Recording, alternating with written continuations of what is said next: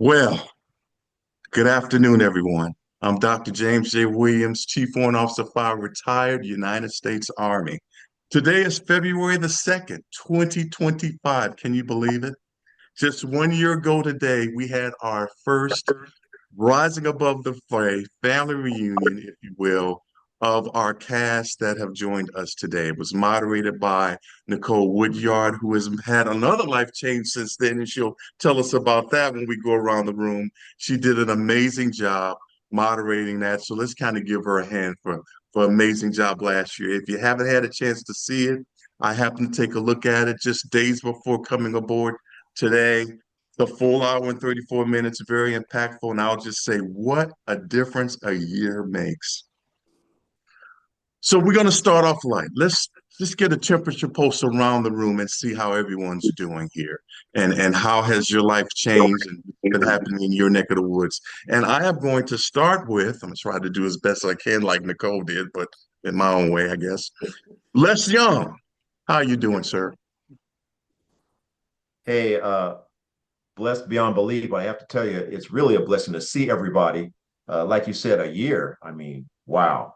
There's a lot of water under the bridge since our last get together, but it's been a whirlwind. But it's still a blessing to be here 1 year later. Greetings from Quantico, Virginia. But I have to tell you, it's as you can imagine, 40 minutes from DC. It's been very, very impactful with respect to what's been taking place down there in DCA land. Everybody's flown out of there. I know you have, and I also know that everyone is aware of the interaction between the military flight community and that region. So, yeah, I don't want to digress into what our new administration has pulled, in spite of the moment of silence that our president initiated, and it went downhill from there. But it was just very, very tough to listen to and to even try and digest. And that's going to continue to be the case because what? How many days in? And it's already felt like it's been a year since this administration took over. Just nothing but craziness. But I'm sure, Chief, you'll be wanting us to get into that later. But I think everybody's trying to take a deep breath. Church this Sunday was fabulous, and everybody's into Black History Month, whether they want us to get into it or not. We did, and it was outstanding. And the message was fabulous. And basically, it was all about us continuing to persevere no matter what, because we know what it's like to have to deal with weather a lot of storms as a people. We will continue to do so no matter what. Amen and amen. And I echo those thoughts, having attended service myself. And again, happy Black History Month to all of us here. And echo what you said. Thank you very much, Les. Good to see you. Over to our wise man without his pipe today, Farrell Childs, our historian in chief. Sir, what say you? I say I'm doing well. I don't like cold weather, so every time it gets to the 70s, I feel good. But these 40s and 50s, they just beat me up. And that's why I go to the Caribbean every year. Thank you for joining me, Sonia. And this year we're going to St. Martin. That's the second Wednesday of December. Had 21 people go with me, and we had a great time. I think we did, didn't we, Sonia? Oh yeah. Okay. You going with us again? What goes in the island, stay on the island. Um, I'm just taking it easy. I don't have any major things doing. I'm trying to complete this book that I started a couple years ago, and it's with my uh, it's with somebody that's helping me along the way. And if he gets it back to me in a couple of weeks, and hopefully it'll be out by the end of March. And every year I go to the Blacks in Government conference, and they're really concerned that the government won't pay for a lot of people that want to be there. They can't be there because of financial reasons. So that's really impacting their organizations. They're having a discussions about that and how to get more people included so that they can make it successful. And every October, I go to the Myrtle Beach Jazz Festival, and I'm going again this year. Always have a good time. You're all invited. And I'm just trying to stay warm. Well, you So look that's pretty comfortable from what I see, Farrell. Always good to see you, man. And I echo the good time that I had the year prior at Turks and Caicos with your excursion. Always a good time. And I know Sonia's been twice now. She'll probably go this year. I won't speak for her, but yeah, it's always great. And continued success on that. And you make an interesting point about the Blacks in Government, an organization that allows everyone to coalesce annually in the various government agencies. And you're right, that could be an issue now if this presidential executive order ensues. So we'll keep our fingers crossed there. Thank you for your words of wisdom as always. And with that, Sonia, I'm going to go to you. How have you been and how are things down in sunny Tampa, Florida? Oh, everything is really good down here. I joined the board of directors for Genesis Joy House.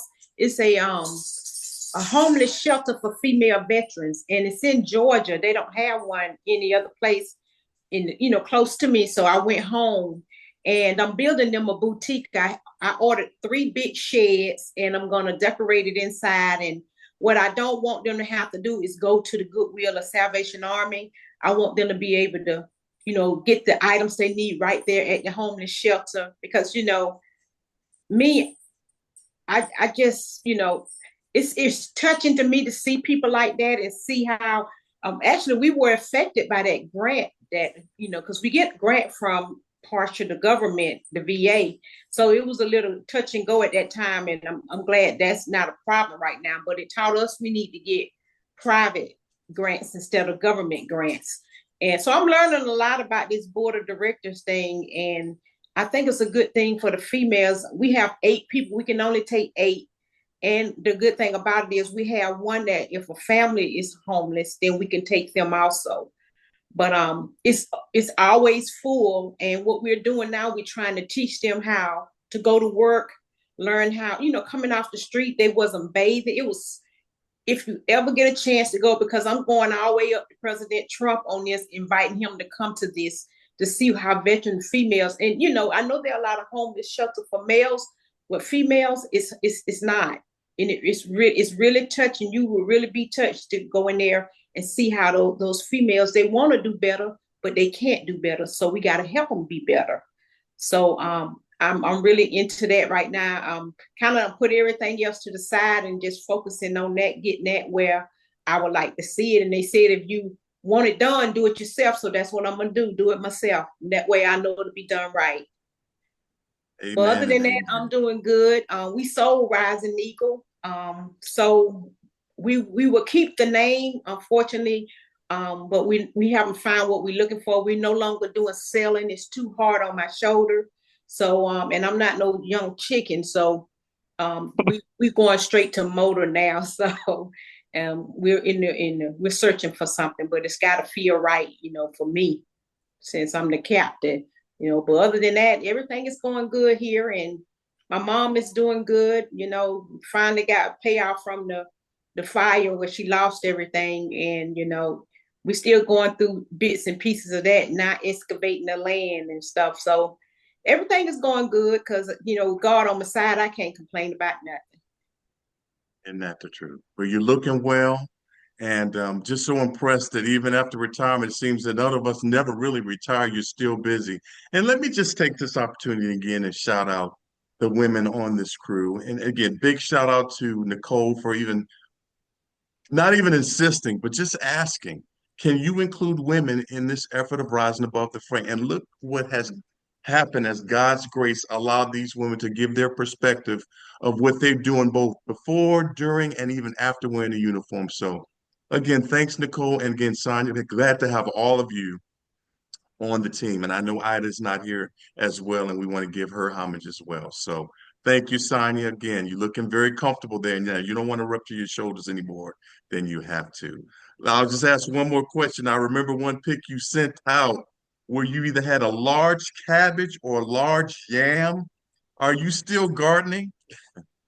Yes, I am, but I'm more herbs and spices now instead of Okay. I can't compete with the deers and the people like that out there, so they can have it. Well, it was a wonderful display, and we still have that footage, so salute to you on that. All right, James Earl, what say you? How you doing, man? I'm fine. Hello, hello, my dear rising above the fray cohort. I love each and every one of you, and there's absolutely nothing you can do about it. In the words of what's that comedian name that says that? Uh, anyway, him, that that guy. So, yeah, so things are really fine. It's kind of early in the year. I have several major projects in the chute that I look to capitalize on going into this year, from restaurant to real estate to, you know, personal life as well.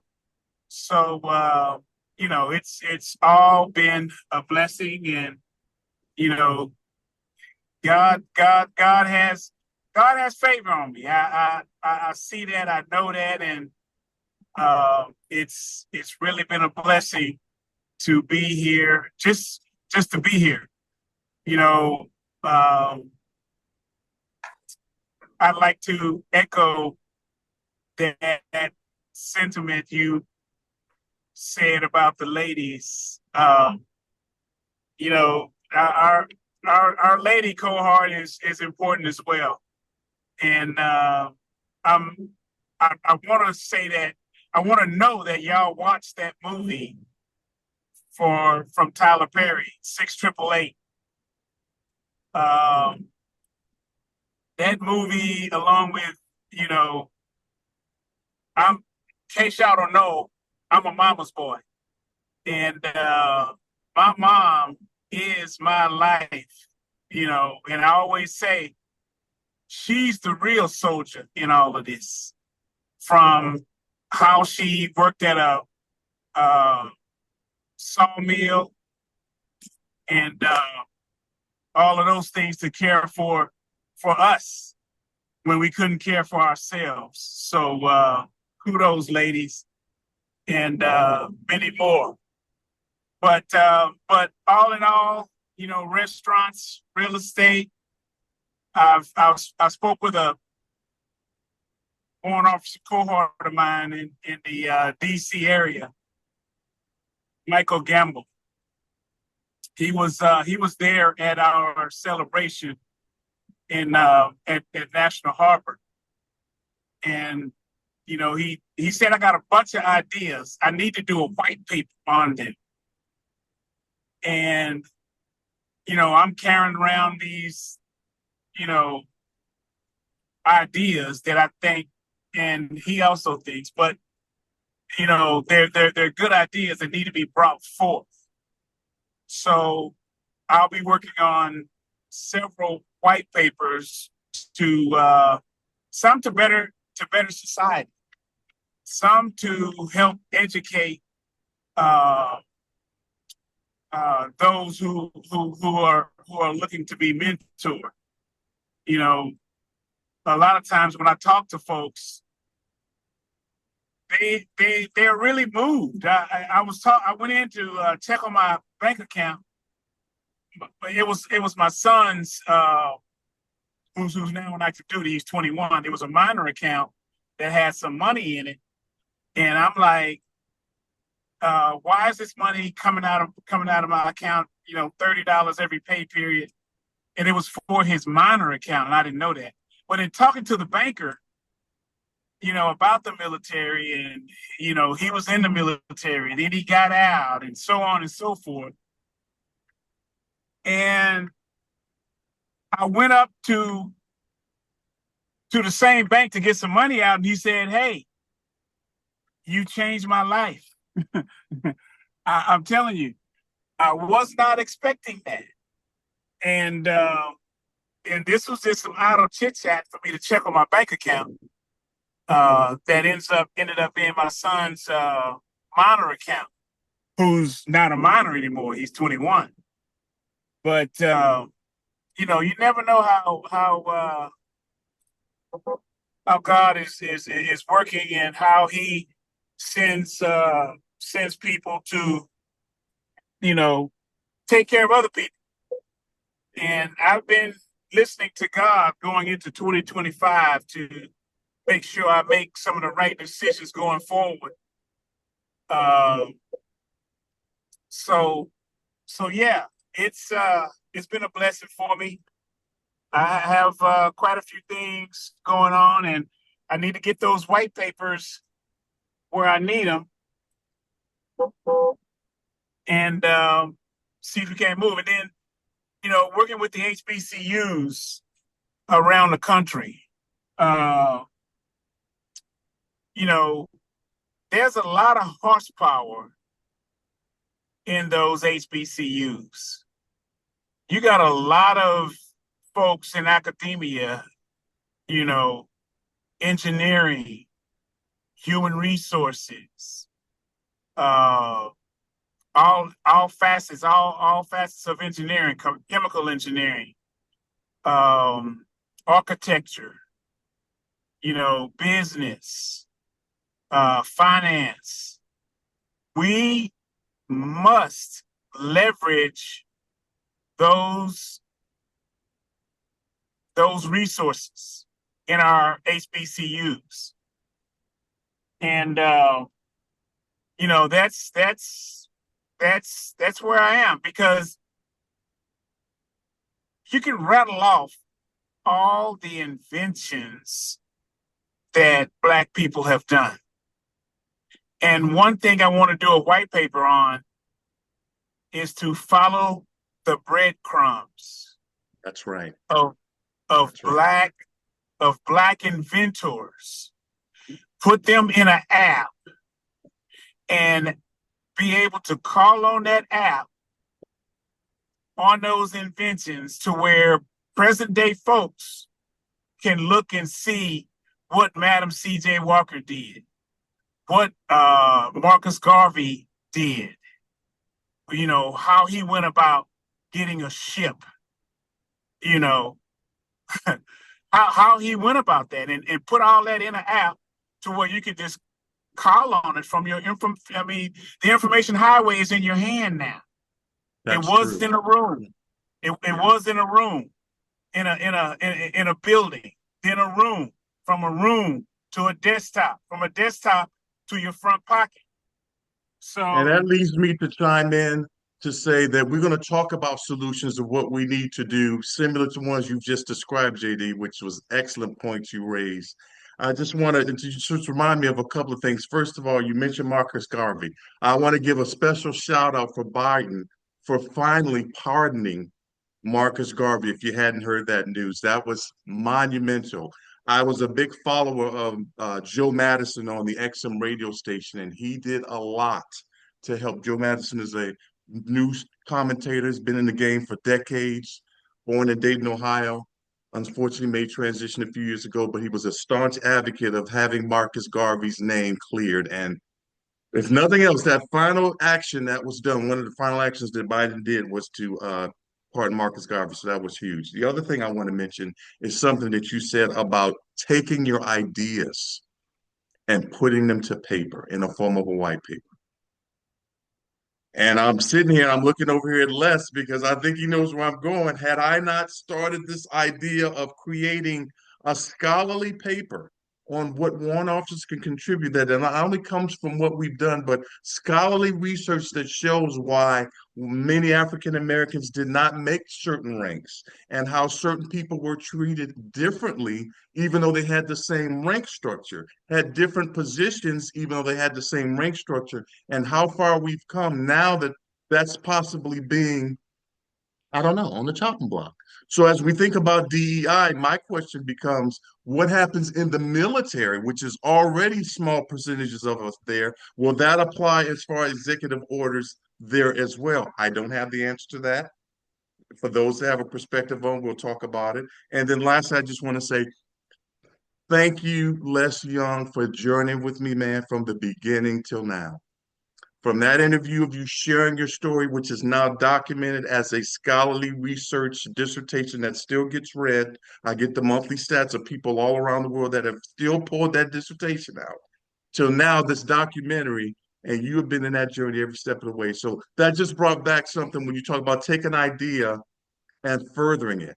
And so I would encourage any of you, if you have ideas right now, especially in the situation that we're in, write them down. I know, Big Ruck, you're talking about your book, putting them down. This probably should help speed up the process of getting it published. And I look forward to reading that. Likewise with you, Farrell, with your book coming out in March. So thank you for that. Again, we're going to get into solutions in the end, but I'd now like to go over to Big Ruck, our mogul in chief, if you will, who has both inside knowledge as well as uniform business perspective. What say you, sir? How have you been? I have been doing great. So, one of the most important things that have happened this past couple of days is my dad did get out of the hospital. He's stable. He's at the house right now, but heart attack, fibrosis of the lungs. He's a type 2 diabetic,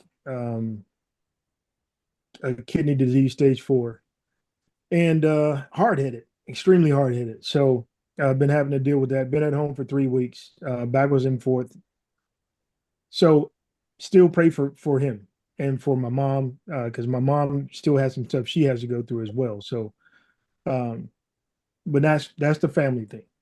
But outside of the family thing, I have zero complaints. Since we last came together as a group, I have was invited to take over another company, large scale Department of Defense logistics company, that has, now we have $5.6 billion worth of IDIQs under management, $155 million worth of BPAs, direct award under management. And we're doing really good things. So I'm not complaining. So my perspective on the new administration, especially with I would say the one particular agency that I'm tied to and I retire from, that shall not be announced on this forum, come birthday or maybe sooner with some of the announcements that were made, hopefully sooner, because I only get orders every now and then to go do stuff. So, and I'm glad at that. But I do have insight to a lot that's going on. And I do plan on giving some perspectives to all of us here on what's next and what to stay away from, and particularly what to go buy into. And that's the reason why I asked that it not be recorded. We can record the session, but when you get to my part, just hit pause for a second, because I'm going to say some things that would trigger a recording algorithm to report something to somewhere else. We might have a separate meeting that is not recorded. Go ahead. Over. Oh, so even with that, I know all the trends and analysis and the triggers that will cause it to do something different because of what I do for a living. So I'll stay away from that part of the conversation, and then we'll talk about some goodness. And James, it does involve you, good friend. JD, sir, it does involve you because you and I talked a while back about doing something together. And one of those growth from a money perspective things is what I'm going to present to this forum, because I sit on 2 boards at HUD, and I am privy to a lot of information from that. I was also elected as a president of the Board of Supervisors governing body over the state of Mississippi. So I have some huge insights on how your pocket should be directed, especially in the next 4 years. Outstanding. And we will make sure to honor that and keep it moving as well. And really glad to have you on this forum.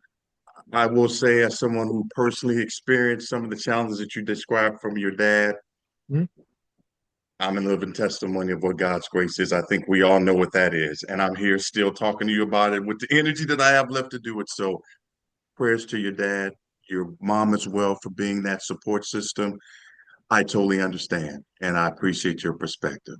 So we're going to go with our moderator, Gma.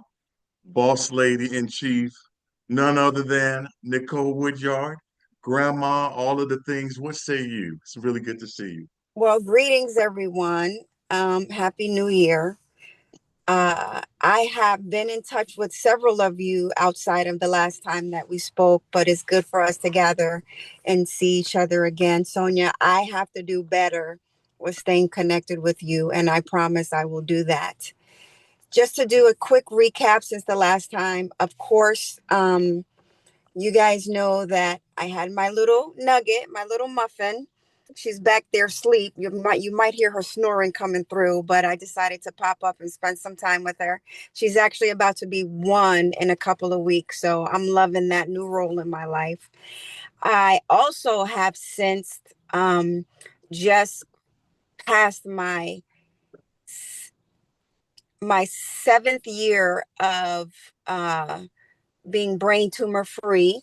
So I had my checkup in September. Thank God. Yeah, and so there has been no future growths or complications right now. I like there's a little small spot of brain damage, but I tell people that only takes my sense of humor, so I'm good to go with that.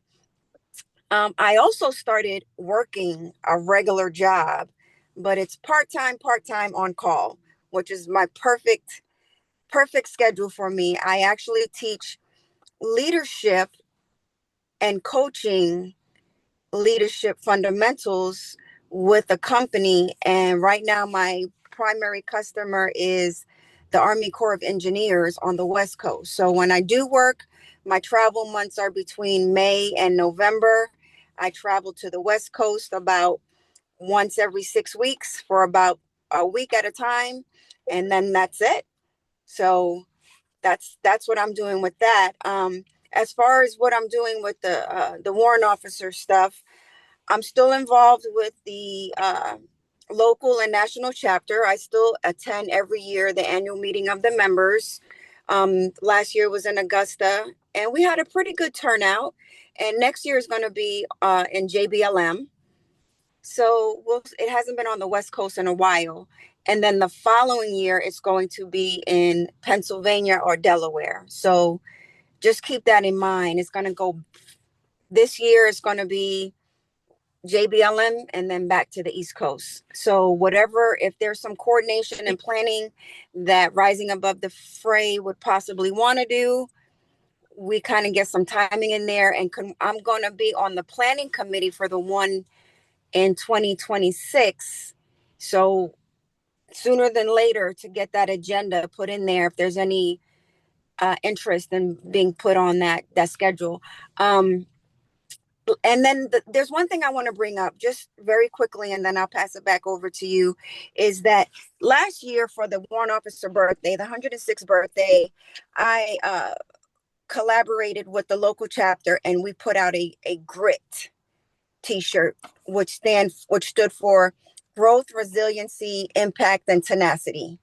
And this year we were going to put out, well, it's in the planning phase, to put out a DRIP, which stood for diversity, representation, inclusion, and preservation. And we had some conversations to pull that back because of the current climate. But I got to tell you, I'm actually thinking about pushing it through. So I don't want to dilute it, bury it, and not ruffle feathers. I think I'm actually here to ruffle some feathers. So you might see the drip come in for the 107th warrant officer birthday. That is all I have. What a bar. And this really leads right into exactly what I want us to talk about. Thank you so much, Nicole. And let me just say, I had no idea, maybe the others had, about the brain tumor. God bless you and God bless your recovery. Had no idea. I knew you were a brainiac, but I didn't know something was trying to impede on that from happening. Thank God that the sense of humor was the only part that may have been taken away, although I question that too, because you still have it. But I'm so happy to hear that you're recovering well and still just as busy as if you are in uniform, just like the rest of us. Thank you for saying that about the drip, because that gets exactly to what I wanted to say. Why are we now having to scale back who we are, and we're now having to be afraid because, Mr. Government says we're cutting you out. It's making, and that's the kind of the tension that I'm seeing as people walking around. You know, they're upset, they're agitated, they're leaving the country. A lot of people have moved out of the country for the next 4 years. I'm talking to these people on a regular, and they're coming back in 2028. And I'm like, at what do we do now? Which is why I titled this conversation, "What do we do now?" Now, recently I saw in the chat amongst us about I think it may have come from Big Rock, I believe, regarding the VA benefits, the 5 proposals that are announced particularly. And if someone who sent that out can speak to that, I don't want to misread that. I think one of them was you cannot receive 100% disability TDUI um, at retirement age, which I believe is 67, and there were 4 others associated with that. But boy, oh, and one of which that really stood out, which I know would impact a lot of folks, was now they're looking to make it taxable. And I can't speak for everybody, but for some, that whole amount that comes in is needed every penny.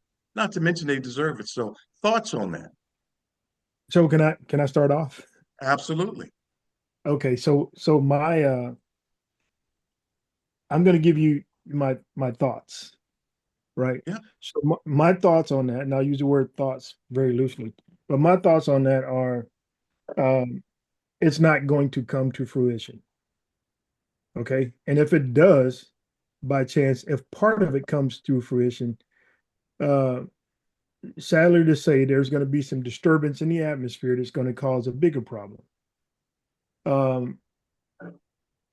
Because I know one person on this screen particularly probably can identify with exactly what I'm about to say. There are very, very aggressive groups who would have a problem with that. And then they would, in turn, probably do something what I consider a real stupid to just end that. So we'll leave that part right there. I'll let you read between the lines. I'm quite sure Les knows where I'm coming from with that one. I was in several back-to-back in place and telephonic meetings concerning some of the things that are going on right now. And I will tell you like this. If you watch the news, I don't. And I wish more people would take that hint. I don't. I get my news from a wire or several wires that come directly to me from different sources. But what happens is I always explain to my family and friends, and you guys are family, so I'll tell you, whatever the news is playing over on this side, whatever you see on this side, right? Ignore that. Look in the opposite direction because the news is happening in the opposite direction. Okay, and I'll say that without going into some recent details because it triggers certain things. So, but always look in the opposite direction when, like the current 2 catastrophes that involves aircraft, right? I would say just look at some of the hiring freezes. The Senate hearings.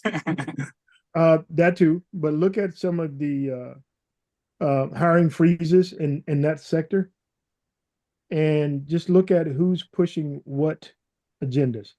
Not that it caused those 2 accidents, just because it didn't. But it's really weird how certain things are connected, and largely with our current government, they're four really, really, really very well connected internationally families who control a lot, and I'll leave that part alone too. So don't get so bent around the axle, because that's really the plan, to get everybody talking on social media. Because once you get hyped up on social media, it benefits the pockets of some very wealthy people. Oh yeah. Because if you increase throughput on their platforms, you'll start seeing different type of commercials that are going to agitate you. If you can think it and you've typed it before, you're going to get a commercial that's pretty much targeted right at you to piss you off even more, for you to go back on the platform to agitate yourself even more. Okay, I could not have said it better, especially being in the same spaces that you were in, although I don't advertise it. So yes. Yeah. And while I am not a social media nut by any chance, the moment you click on, there are algorithms that are tracking your habits and all of the things that you do. And next thing you know, how did this commercial come in? Why is this ad on my feed? And it just trickles down from there. So I'm glad you mentioned that. The other thing I wanted to mention was you're absolutely right. I don't look at the news either, Rock, but unfortunately, I live with someone who wakes up every day frantically looking at the news. And so trying to balance that can be a bit of a challenge, but nonetheless, I digress to keep things at equilibrium and it's all good. But that's great advice for anyone's listening out there. Uh, don't jump and get what they're tapping into is your emotions, basically, One and last not using logic. Yeah, good go ahead. doctor. One last piece of that. The thing that most of us should be doing as retirees, as veterans, is now, if you haven't been, pushing a lot of support to your veteran services organizations, right? Because those lobbyists, they make the difference. They do. They actually do, even now more than ever.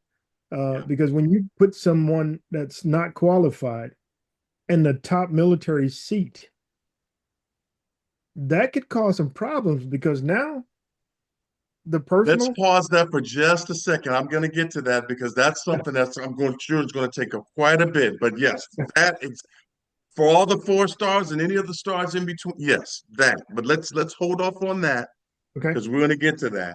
But I want to jump right from the veterans benefits to an area I am deeply acquainted with, and I'll just share this for transparency. So for those of you who may not know that although my doctorate was in public management and leadership, my master thesis, check this out, 2011, I did a master thesis, which I just looked at last night before pulling this up so I can pull up some scholarly data to talk to you about, was on Social Security reform and the impact on the African American population. I had foresight many years ago. This goes back to the conversation I talked to you and Farrell about before everyone else came on, about keeping your mouth shut, writing your goals down, doing the scholarly work. And look what's happening. The very thing that I wrote about in a master thesis is relevant today. So that in 2020, 2034, 35, I believe it is, the trust fund is supposed to be dissolved. And one of the things, if I can just point out a couple of statistical data, is that for the most part, African Americans never really benefited from Social Security because, in part, now, of course, this study was in 2011, they didn't live long enough to even collect it. So that money went back in the trust fund. The other reasons why others would like to have Social Security dissolved is because, for the most part, if you only worked 10 years, intermittently, however, if you have 10 years of work history, you are entitled to Social Security.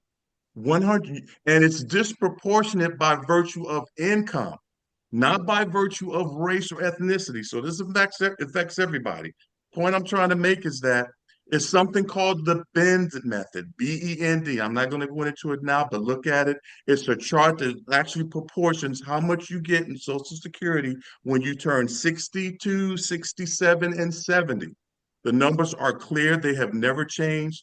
And what's going to make this even drain even more, if you've been following the Social Security Act, is this new windfall, which after many years of fighting, police officers, teachers, public servants who have never contributed to FICA are now eligible to receive Social Security as well, even if they retired later in life.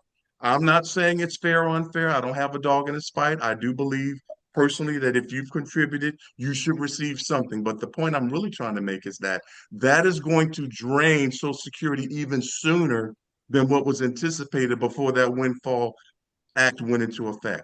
So where am I going with this? The reason I wrote that article back in 2011, because full transparency, I grew up on government assistance. We weren't at the poverty line, we were below it. So we were that class of people that folks were talking about. And here I am talking to you as Dr. James A. Williams. Funny how that happens. So what I'm saying is my plea to my community, because I've been an advocate for many years, long before I wore the uniform, and certainly since I've been out of it.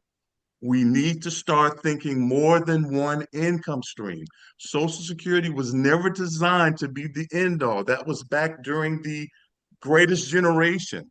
It was never going to be solved unless there was going to be some type of reform. And now what we're finding is that they're just going to privatize it or get rid of it.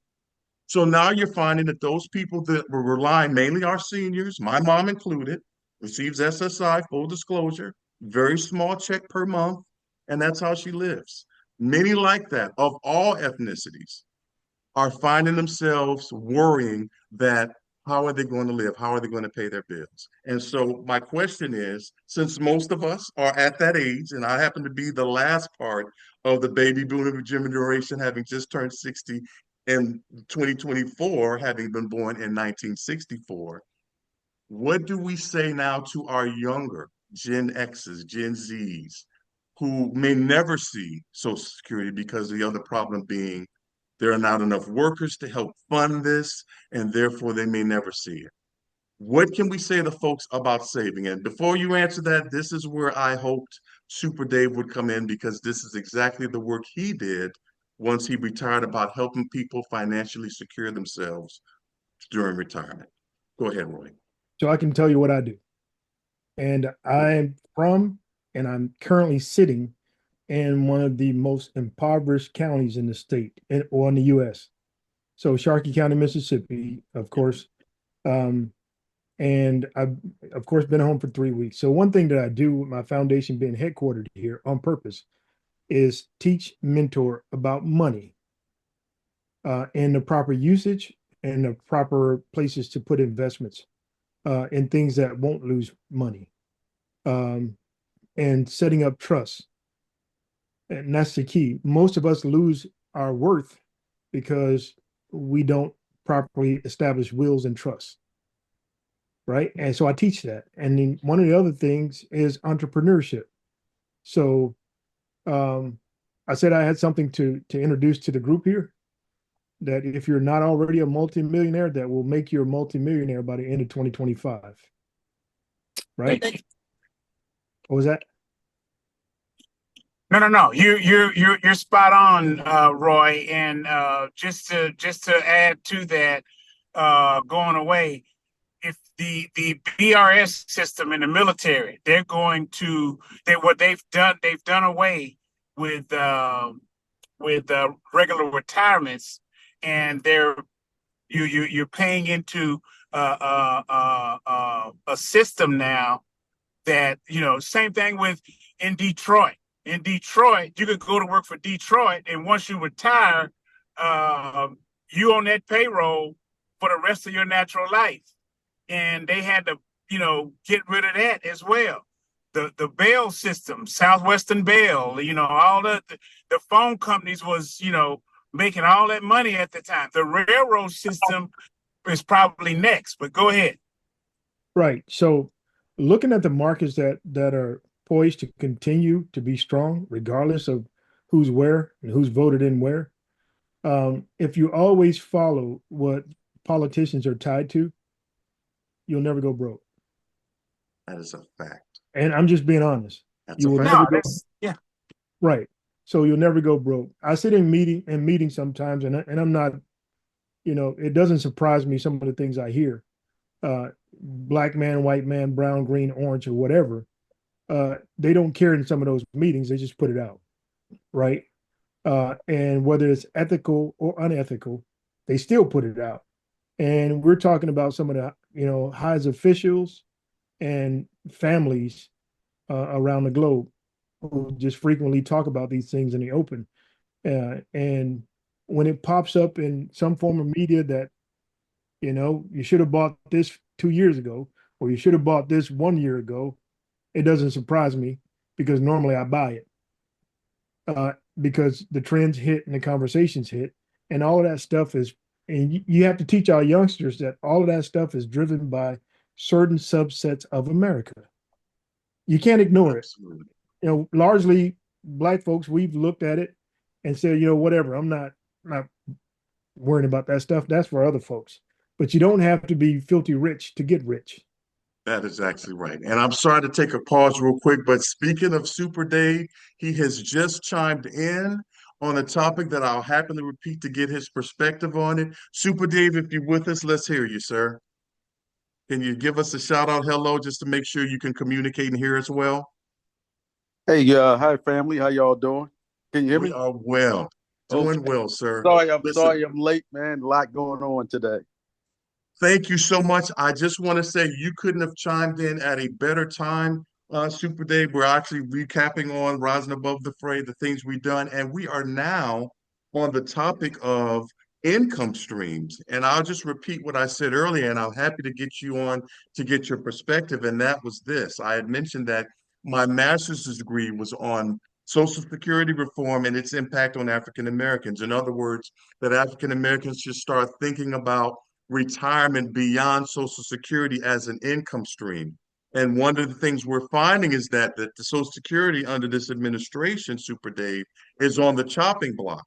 And I know that you, after immediately retiring after a stellar 40-year career with the Army, that you worked for an organization that helped people set up their nest eggs. And so it was really important that I wanted to get your perspective on here we are now with all of the things being on the chopping block, including VA benefits, Social Security benefits. If you've been following Social Security, they've just introduced the Windfall Act, which now allows for teachers, firefighters, police officers who may not have contributed to FICA early on, but 10 years intermittently did contribute. They are now entitled to their portion of Social Security, which in essence could drain the trust fund by the years projected as 2036. And I just want you to share your thoughts on how now we're at a crossroads where we need to really think about saving.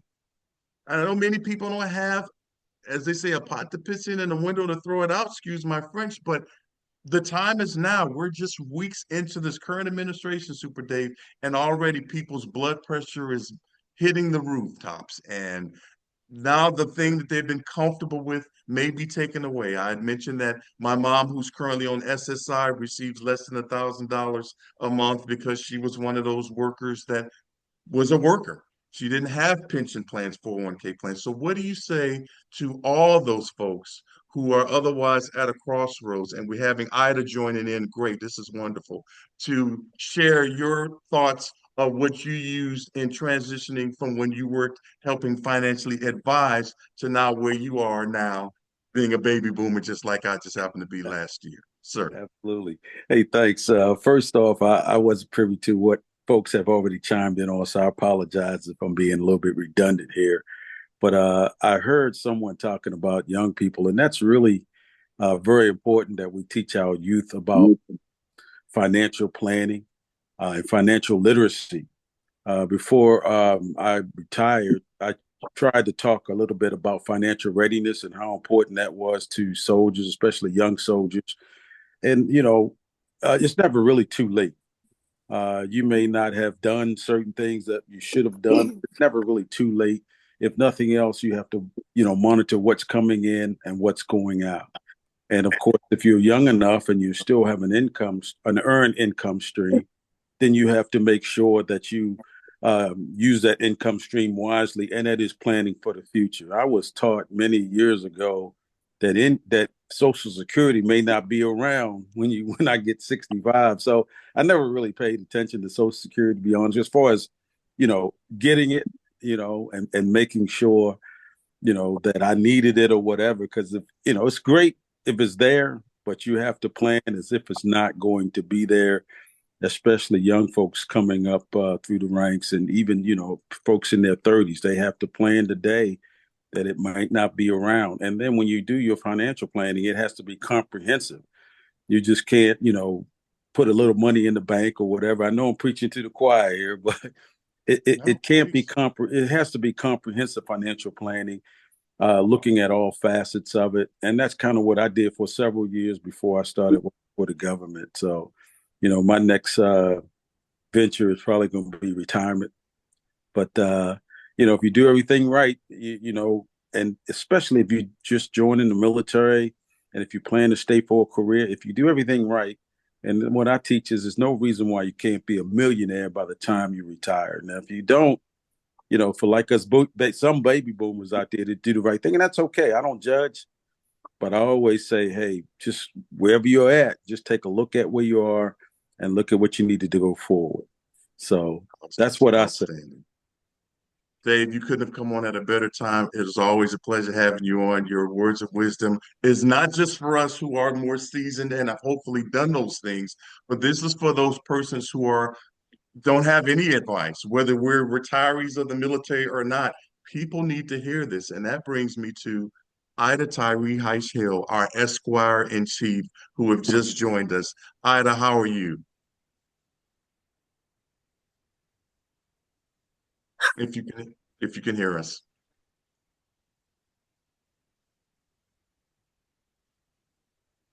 Well, while you're gathering up your mic, I would just want to just recap on what I mentioned to Super Dave, who just joined us, about how do we prepare. And since you're the Esquire on board, and although you didn't do financial planning per se, estate planning is just as important. And if I recall in your piece in Rising Above the Fray, you talked about the least of these and how you said if you could help everybody, you would in your practice, but you quite frankly can't. And I know you deal with a lot of people who dealt with workman's compensation, Social Security, trying to get Social Security, SSI, and the like. What would you say to those individuals of all ethnicities, of all hues, of all age brackets? How can they save now amidst this administration, which is now doing everything short of taking away all of the social programs that have helped our livelihood for decades now? If you can hear me, I'll let you speak, please.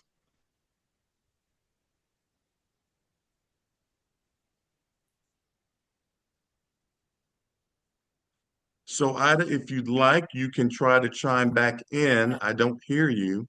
And we're going to just continue the conversation. And then once you join us back in, we'll have you give a response. But folks, these are very important issues. And again, Super Dave, you're not preaching to the choir. It is because I wanted us on the call, because we are those leaders that you spoke of in your piece and Rising Above the Fray, to mentor others. This is such a time as this that needs to happen. As we were mentioning, Dave, when you came on, the administration has wreaked havoc, snatching all of the benefits and programs that are causing people to, be concerned about their livelihood. This word, three-letter word, DEI, has now become a four-letter word. And I want to get into that next. What does this say? That now all government agencies were sent home, I think it was Monday or last week sometime, with pay, albeit. All DEI departments across the various services, government agencies, if you will, shut down. But the biggest one that raised my eyebrow was OPM locked out all employees, unless anything's changed since that last bit of news, locked out all of its employees from going into their systems. They can only get their emails. So assumingly this is under the DOGE initiative to do some massive cleanup. I have no idea what that's about. I have a thought, I'm not sure. But what are you all's thoughts on that? That's pretty huge. And anyone can speak on it. Well, this is James. They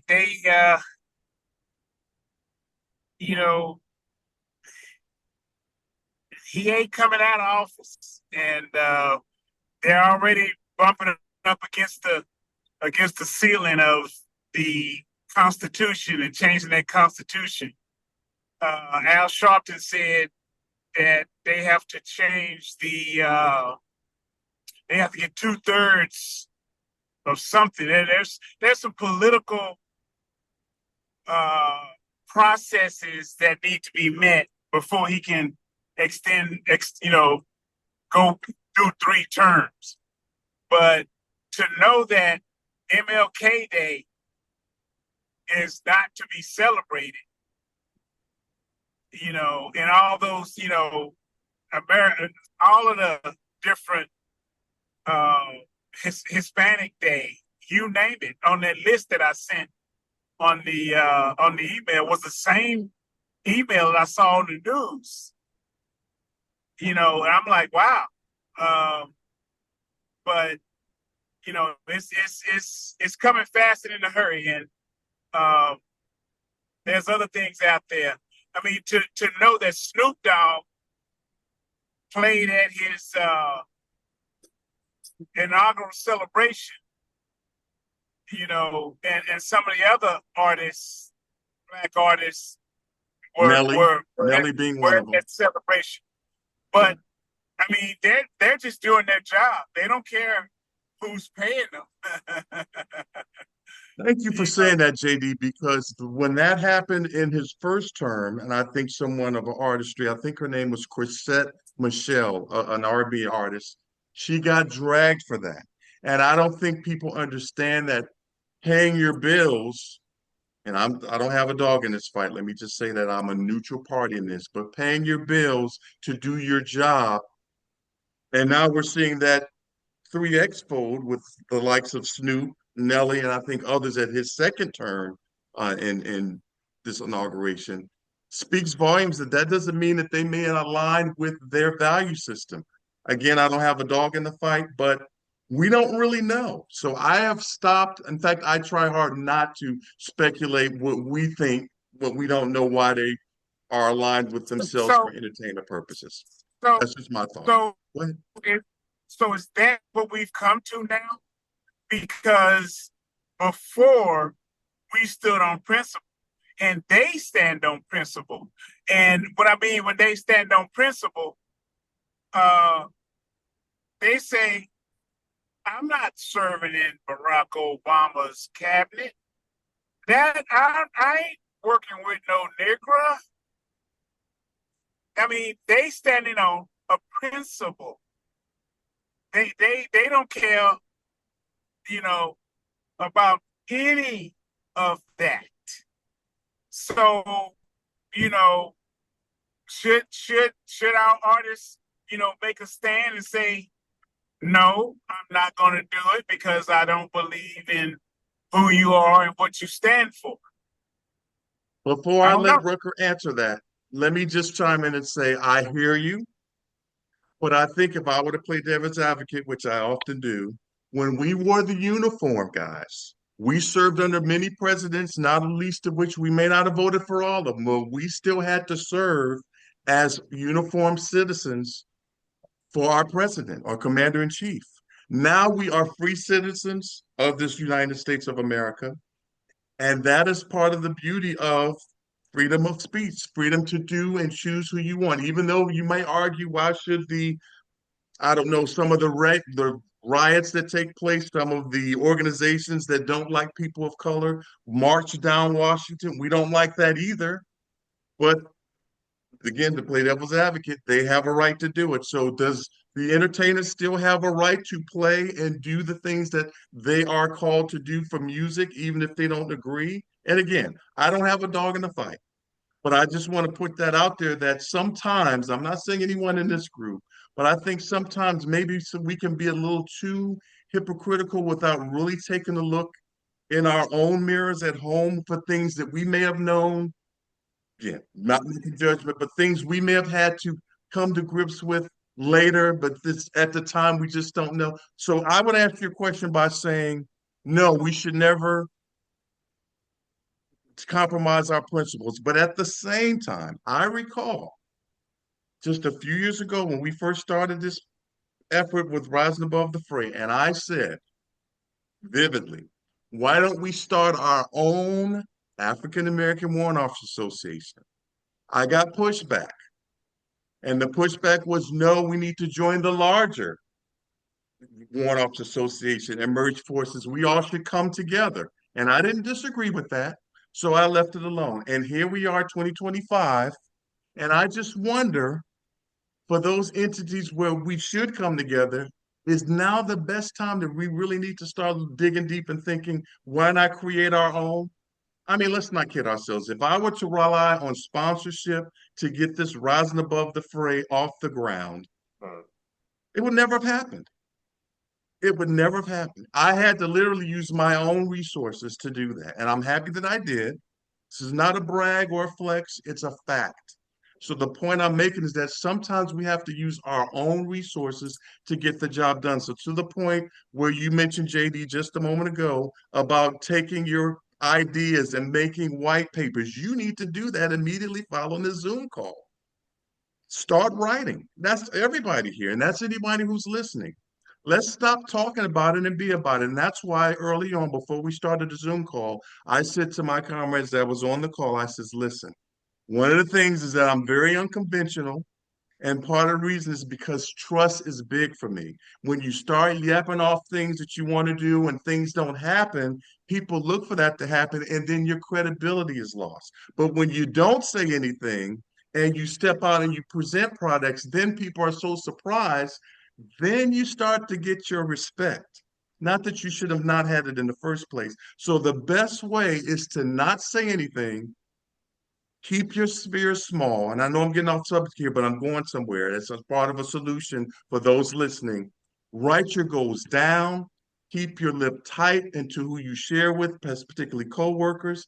You know what your value system are. And at the end of the day, my commander in chief is the Lord and Savior Jesus Christ. He was that when I was in uniform for 31 years. He is that now.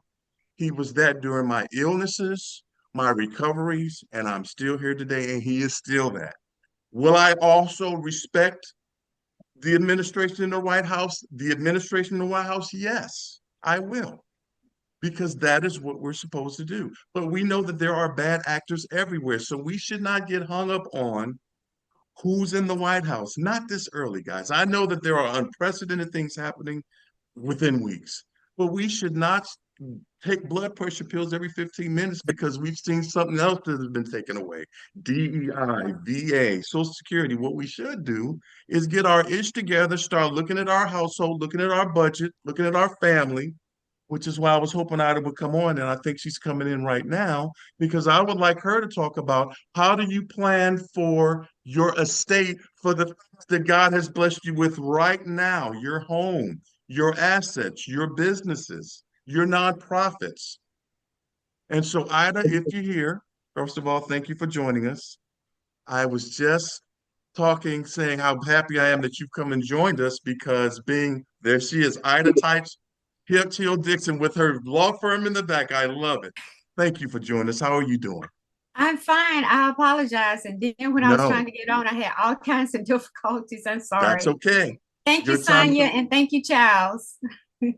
How's Thank everybody you. doing? We're doing wonderful. We were just talking Okay. about the current administration, the things that are happening.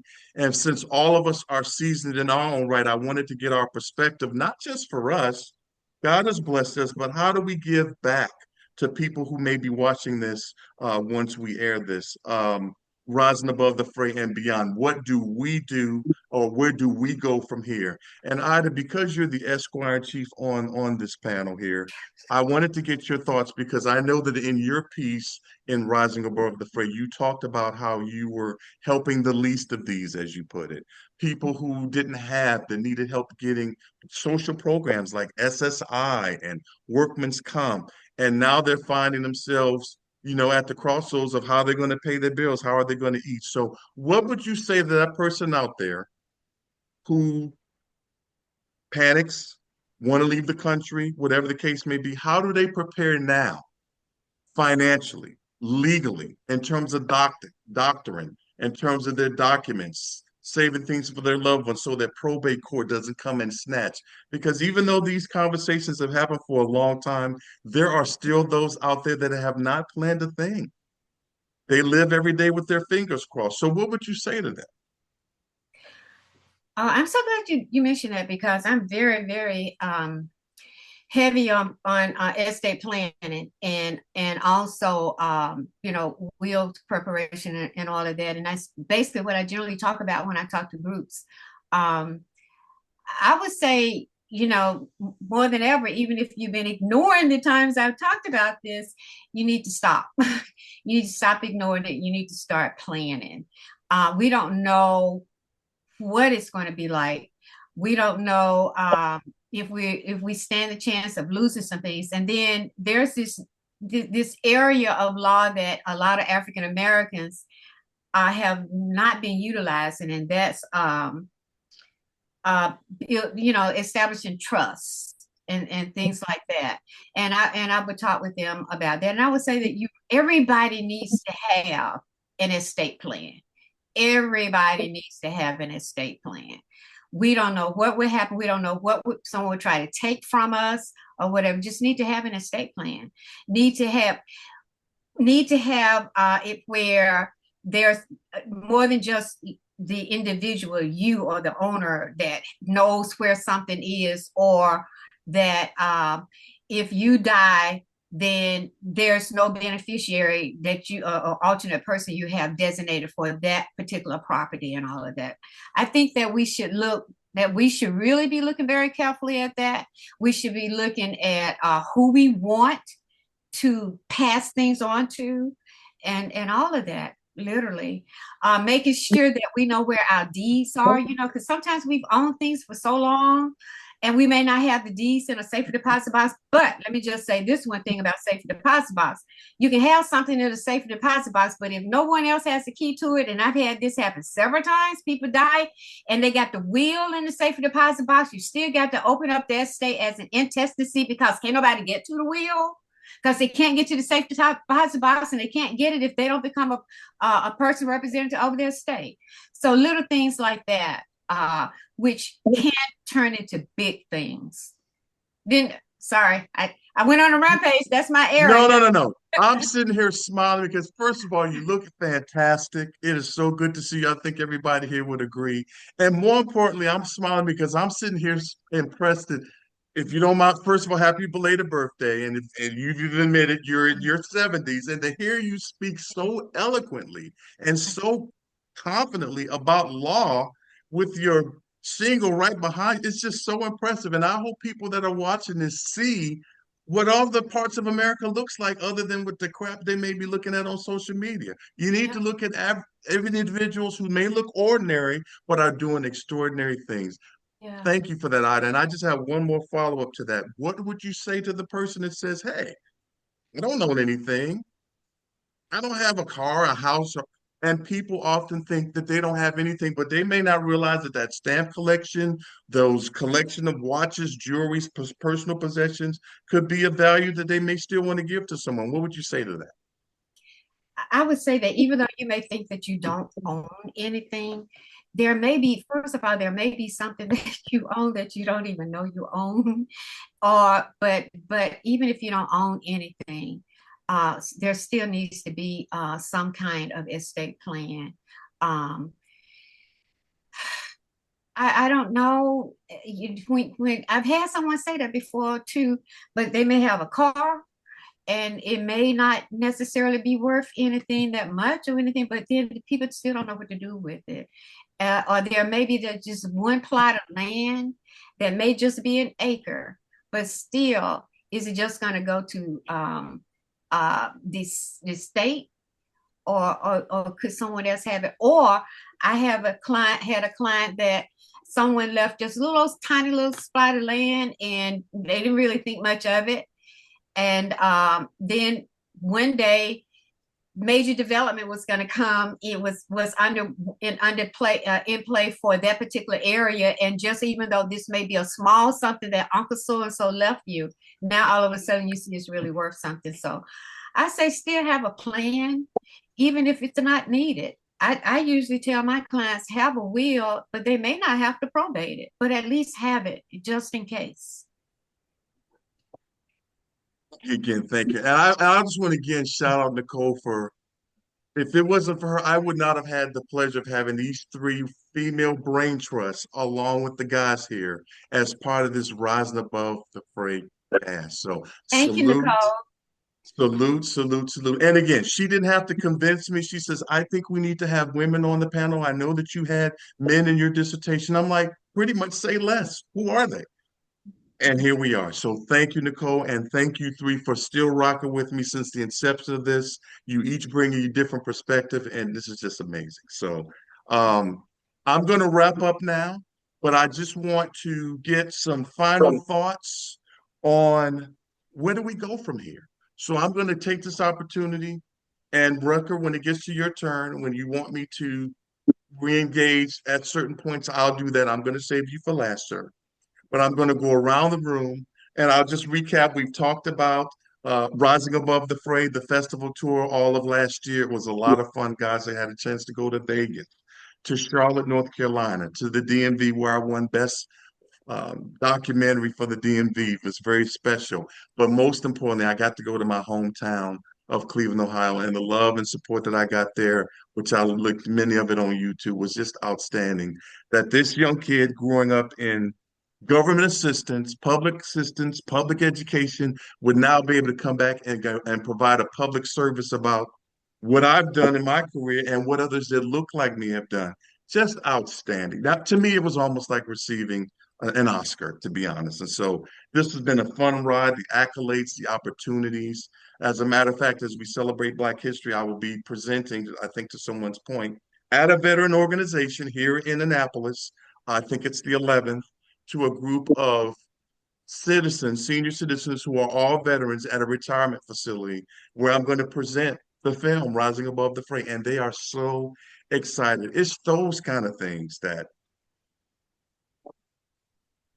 you just can't put into words. So I just want to thank you guys for rocking with me on that. We talked about opportunities. This is going to be my last, if you will, reunion, if you will, on this subject, because I think I've done 4 years of the best work I can do to put us out there to shine light. That doesn't mean I'm not going to continue to promote this film and speak where I have to, but I'm not going to take more of your time, even if it has been once a year, unless you want to. But as far as I'm concerned, I want to thank you for rocking with me on this, for sharing your stories. Thank you, Sonia, for going in my absence in Miami at the August Miami Film Festival last year. That was my 60th birthday on that day, so I asked her to join in my stead, and she did. Thank you for that. Congratulations, Nicole, on the Farrell J. Childs Legacy Award recipient. Let's give her a shout out. So that's now her and Ida that have both received that. And on that note, I just want to end with this before I go around the room. The Farrell J. Childs Legacy Award is something that we should honor with our historian here who really brought to the forefront, in my opinion. And I know, Ida, you've had a long history with Farrell, that we would have honored him with this Legacy Award that started off on the Veterans Day of 2022. This is now its 4th year. And so I am tasked to ask if we are to continue this with year number 4. I would like to see it continue, but as you know, it's a lot of work, effort to put in. The awards, I think for those that have received it, they're very nice. Yes. They're very elegant. They're very representative of who warrant officers are, the Rising Eagle and alike. And one of the discussions was it does not always have to be on Veterans Day. We are warrant officers 24/7, much like we're African Americans 24/7. So the hell with just focusing on History Month in February. We're going to continue to be the hues that we are after come March 1. So my point is, I'd like to know some thoughts on who would like to assist in continuing this effort for the Farrell J. Childs Legacy Awards, and more importantly, the venue. Now, Ida, I'm not going to put you on the spot, but one of the concerns we talked about was for this year that we had it in Huntsville, because the discussion is most of warrant officer communities, retirees and alike, are in the southeastern region of the United States. The Alabamas, the Georgias, the Carolinas, the Virginias, and the DMV. They're not out west. There may be spots of it in Texas. That's probably as far as it goes. But as you go further, there's none in California that we will be able to coalesce people to come and celebrate warrant officers. Aside from the AAM, but if I'm going to go there, I'm open to, if you wanted to have it at an annual meeting. I kind of want to keep it to ourselves, but I don't want to speak selfishly because we're seeing what's happening when we're trying to be included. They kick us out anyway. So I want to bring to group's attention, how can we make this happen to keep a living legend organization award? Well, oftentimes we give legacy awards for people that are not here, but how can we continue this where we honor the best males and females that meet a certain criteria, that we can give them something that says, we thank you. If no one else thanks you, we thank you.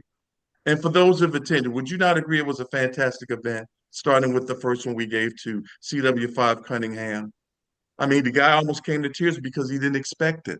That's what we want to do. So this year's the 4th one. 4 years. And I know some of you Veterans Day, you may not be around, you may be other places, but it doesn't have to be Veterans Day. Hell, it doesn't even have to be on the warrant officer birthday. We can decide. So I would hate to see this die, but I just want to table it to the group. So I'm going to sit back and let you give me your thoughts on it, and then we'll go around the room and close out. So What do you think, Nicole? So I actually had a conversation with Mr. Childs last week about this, and I would like to give him the opportunity to give his thoughts first, and then I'll give my thoughts. fair enough. Over to you, Childs. Well, Before you answer, sir, I know that this is not something you asked for. I know that. I know that.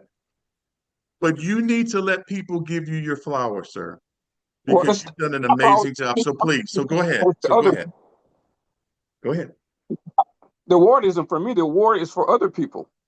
Yes, it And I, is, but it's in your name. It's in it your has my name. name on it. I mean, it can have anyone's name on it. Ida, you want your name on it instead? No. But Oh, You're not getting out of this one, buddy. I think I think an award is important to give to us giving to us. I think that's important. And so far for the first 3 years, we've given it out to 11 people, and it was well received, and we had good turnouts. And my concern is where can we give it and get at least 50 people to show up and at least 10 warrant officers? That's not easy. No.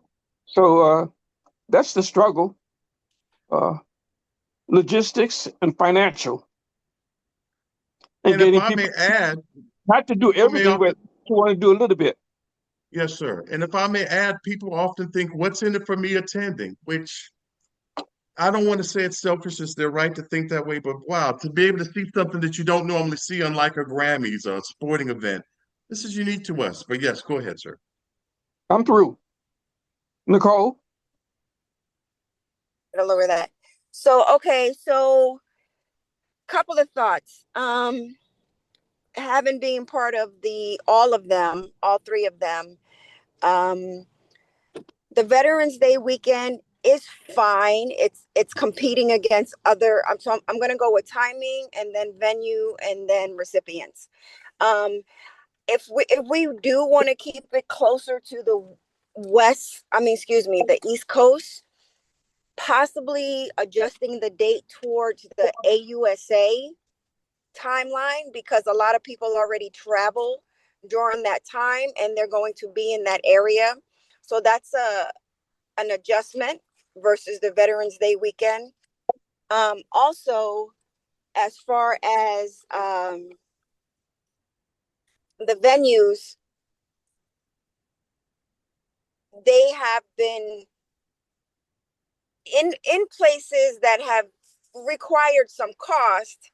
So depending on what we want this to look like, do we want to keep it elegant and formal? And I'm sorry you can't see me. My daughter's driving now, so I don't want to turn the light on. But We the can see venue, you. do we want to keep it elegant and formal? And I say yes. I think we do want to keep it prestigious and formal and elegant, and that is going to come with the cost. But then what's the proper cost? The first year, we started with 120 people, I think, at the location. The year after that, we kind of reduced that down to about 80. And then this year we were maybe at 60. I think staying between the 80 and 100 mark is a good turnout for people to attend and really feel the prestigiousness of what this award could be. And then also, once we define the criteria, maybe it would allow for more people to be nominees and potential candidates, which will increase the attendance and then future recipients. So should we continue? Yes. What should the timeline adjust from November potentially to somewhere near the AUSA? Should the venue stay formal? I say yes. What's the right number of people? between 80 and 100, and and then defining that criteria, because I think right now, I don't know how the recipients are chosen. So if we extend what criteria is and more people are involved, like for example, when I received my award in November, I think I had 2 full tables for myself, because I was like, hey, all of you guys are coming out to receive this with me. And so the other thing so I'm going to ping back real quick. The other thing that Farrell and I talked about was, depending on where the recipients geographically are located, should that be the right location for the venue so they can have more support attend. So those are just some of the RFIs that were out there that we talked about. And then I'm open to any feedback that anyone has. I'd like your thoughts, having been a recipient yourself, and what your thought of the venue and what's just overall your perspective, please. Mine. Yes, yes, you. Oh, okay. Well, I was listening, and I agree. I like what Nicole was saying, and I was imagining it all as well. But also, when you said something, James, I thought about, for some reason, Huntsville just came to my mind. And and then I was thinking about, there's a warrant officer chapter in Huntsville, one that I used to be chair over. And then there's one and it's active, it's very active. There's one I don't know how active the one is in Birmingham right now, or if it even still exists, because I'm just familiar. I know Huntsville is. And there's Redstone Arsenal there, and there's a lot of government employees there. And so when you said that, James, the first thing that came to my mind was, why don't we try Huntsville? As far as lodging and everything, I know things have gone up. I don't know what it would be like, but most of us retired military or retired government, and we may be able to get those rates at various, hotels.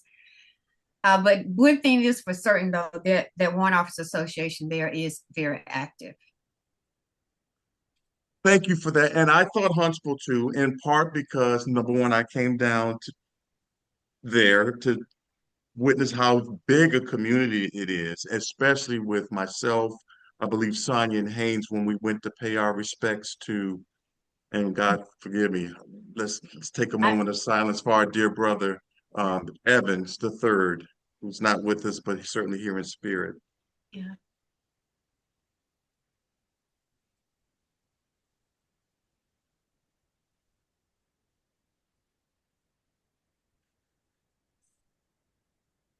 Amen. Amen. That's what drove me to think of him, because I know that a lot of people knew him down there. He lived there as well. And from that memorial service that myself, Sonia, and Haynes attended, there was a huge population of warrant officers. Wouldn't you agree, Sonia?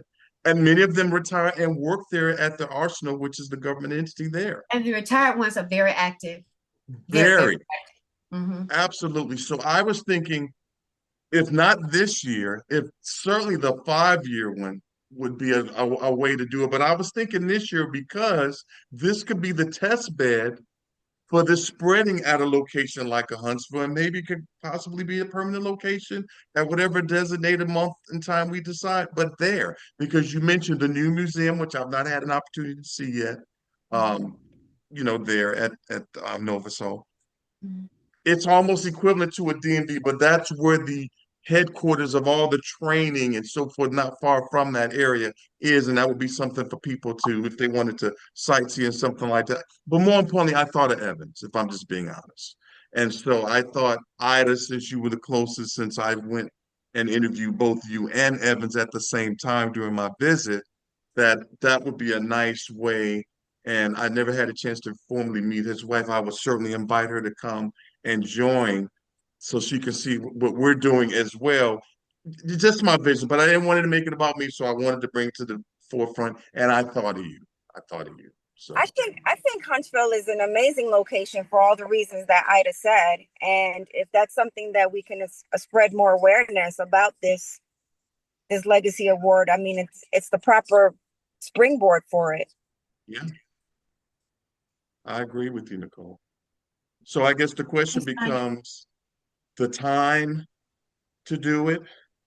So, Um, so the thought of timing is that if it is going to be off of the northern East Coast, keeping it on a separate date so it doesn't compete with other people's agendas may yes. be the best time to do it. So maybe if we do it in a location like Huntsville, that Veterans Day weekend may make sense to have an event during the Veterans Day weekend that doesn't compete with AUSA or whatever else is going on. Huntsville gets my vote because my other company is headquartered in Huntsville, and I'll help sponsor it. Oh, thank you, Rucker. You heard it here first, folks. We got them recorded. Yes. No, I will help sponsor it. We're headquartered in Huntsville. As a matter of fact, I'll be in Huntsville in 2 weeks. We're standing up manufacturing in Muscle Shoals, Alabama. Oh, yeah. Cool. This is why these meetings are, I try to make them substantive. See how we've just come together just from that? Yeah. Nicole, your insights are spot on. I liked your idea of the AUSA, by the way, as well, since everybody's here as well. But I just thought Huntsville in my spirit for the reasons that I just mentioned and what I just said. At least not this year in the near term, but I say, why not wait? Why wait? Yeah. Then if everybody agrees, well, I guess the question will come, if we come up with a date, will any of us attend? Because you all have lives and busy as well. If it has no value for you to show up, that's okay too. But I just thought I'd have the discussion with the group since you were all there for the first one, certainly. So Yeah, we'll attend. I will attend. Absolutely, I will too. Yeah. So Mr. Childs, do you Yes. know who the 2025 potential recipients are? Not that you have to name them, but do you have that's an right. idea of who who We would started out, we had a list of 25 women and 25 men. say that one more time? We had a list of 25 women and 25 men to choose from over the next 5 years. Yeah, we already have that list. Mhm. So does it More- matter which order that is there a criteria that puts them in an OML of order of receipt? We had a criteria as well that was listed. I think it was about 5 or 6 of them. Okay. So my follow-on question to that would be, are those that are potentially the 2025 recipients geographically close to that area, and how well do you think they will support attending and bringing their support team with them to, make the event full? I have no idea. That's Yeah, why we have that's a to. hard one to measure because, if I may chime in, because I'm looking at the ones that we've already had. I mean, certainly the banquet was the debuting of the film, so we had those people there.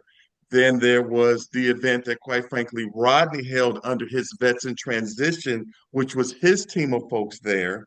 And we included ourselves as part of the recipient. But in this instance, Nicole, to your point, this will be back to exclusively being warrant officers, warrant officer led. So that's the difference. So it's kind of hard to know, which is why I asked who would come, because geographically, everybody that he chose came from different parts of the country and they all showed up.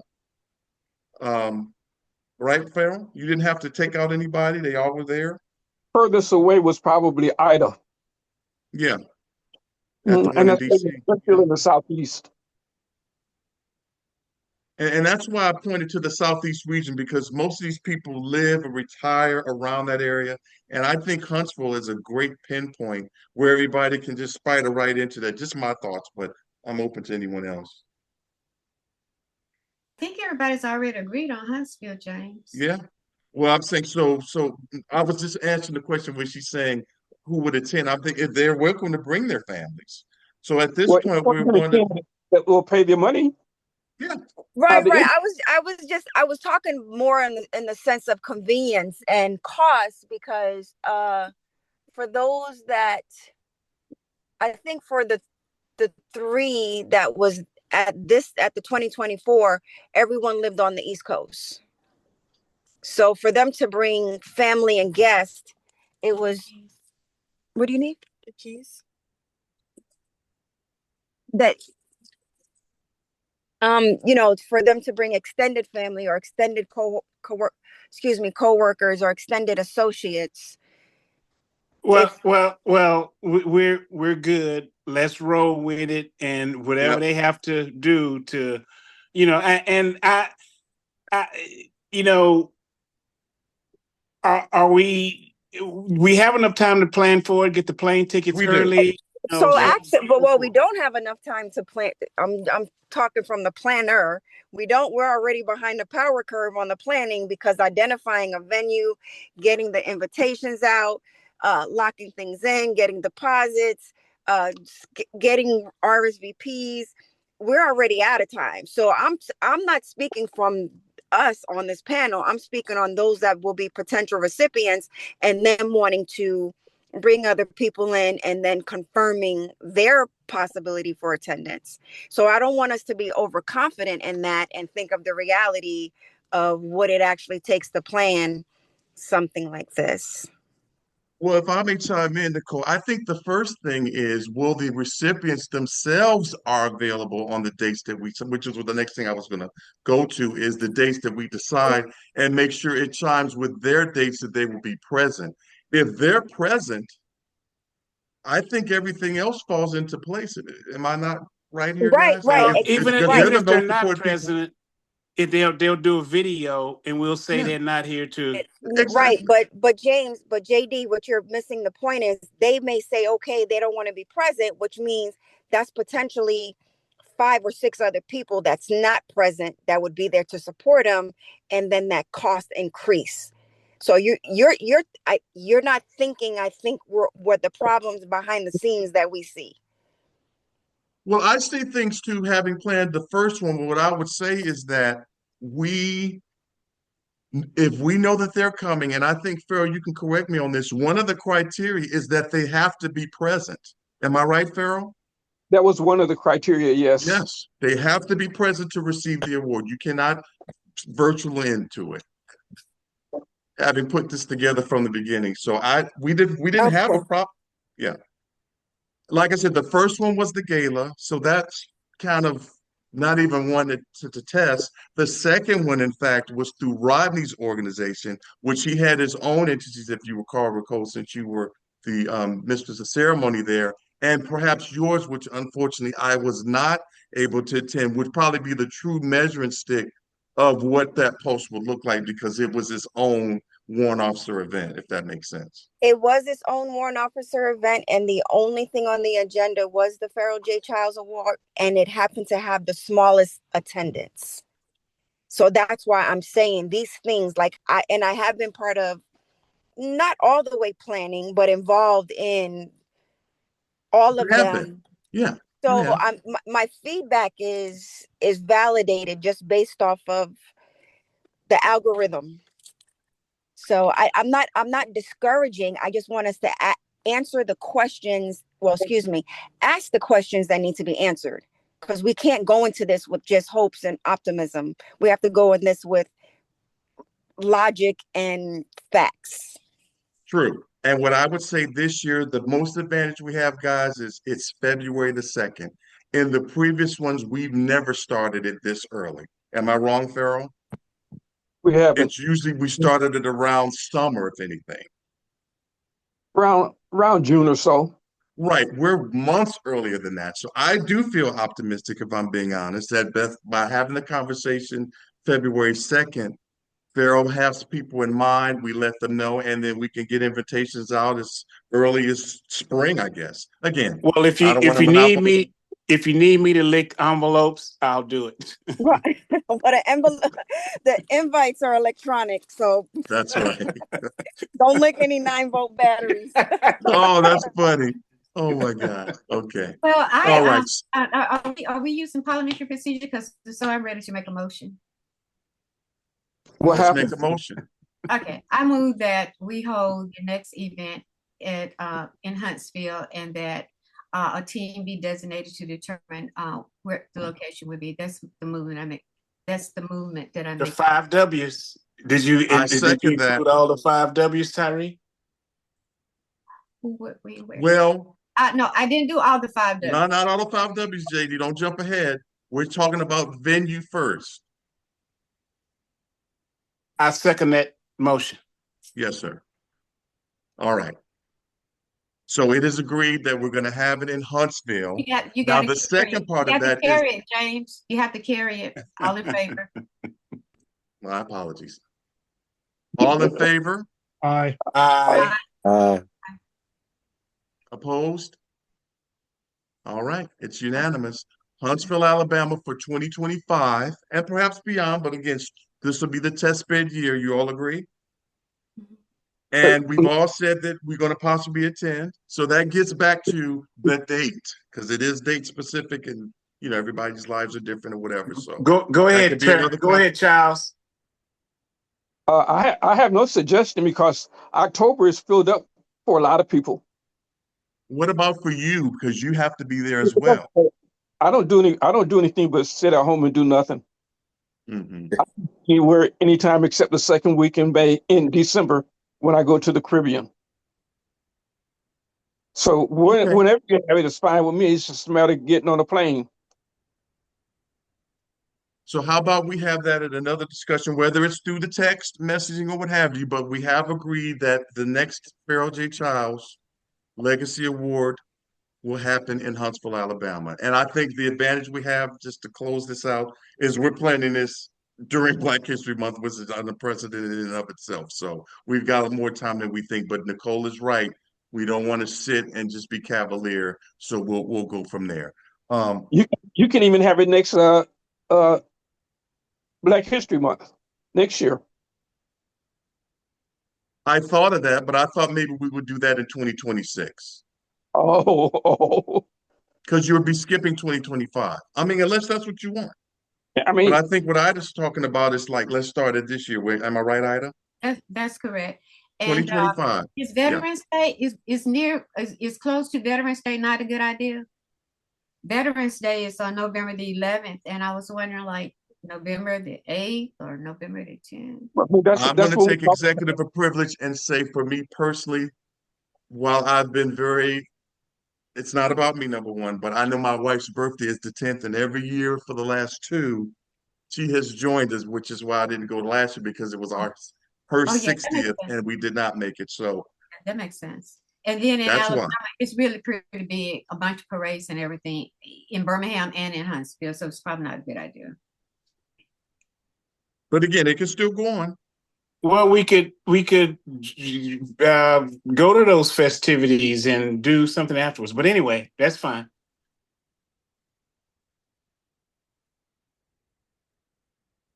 We've covered a lot of topics today, guys. Again, thank you, Ida and Super Dave, for joining in. Your insights were valuable, especially for the work that you are continually doing.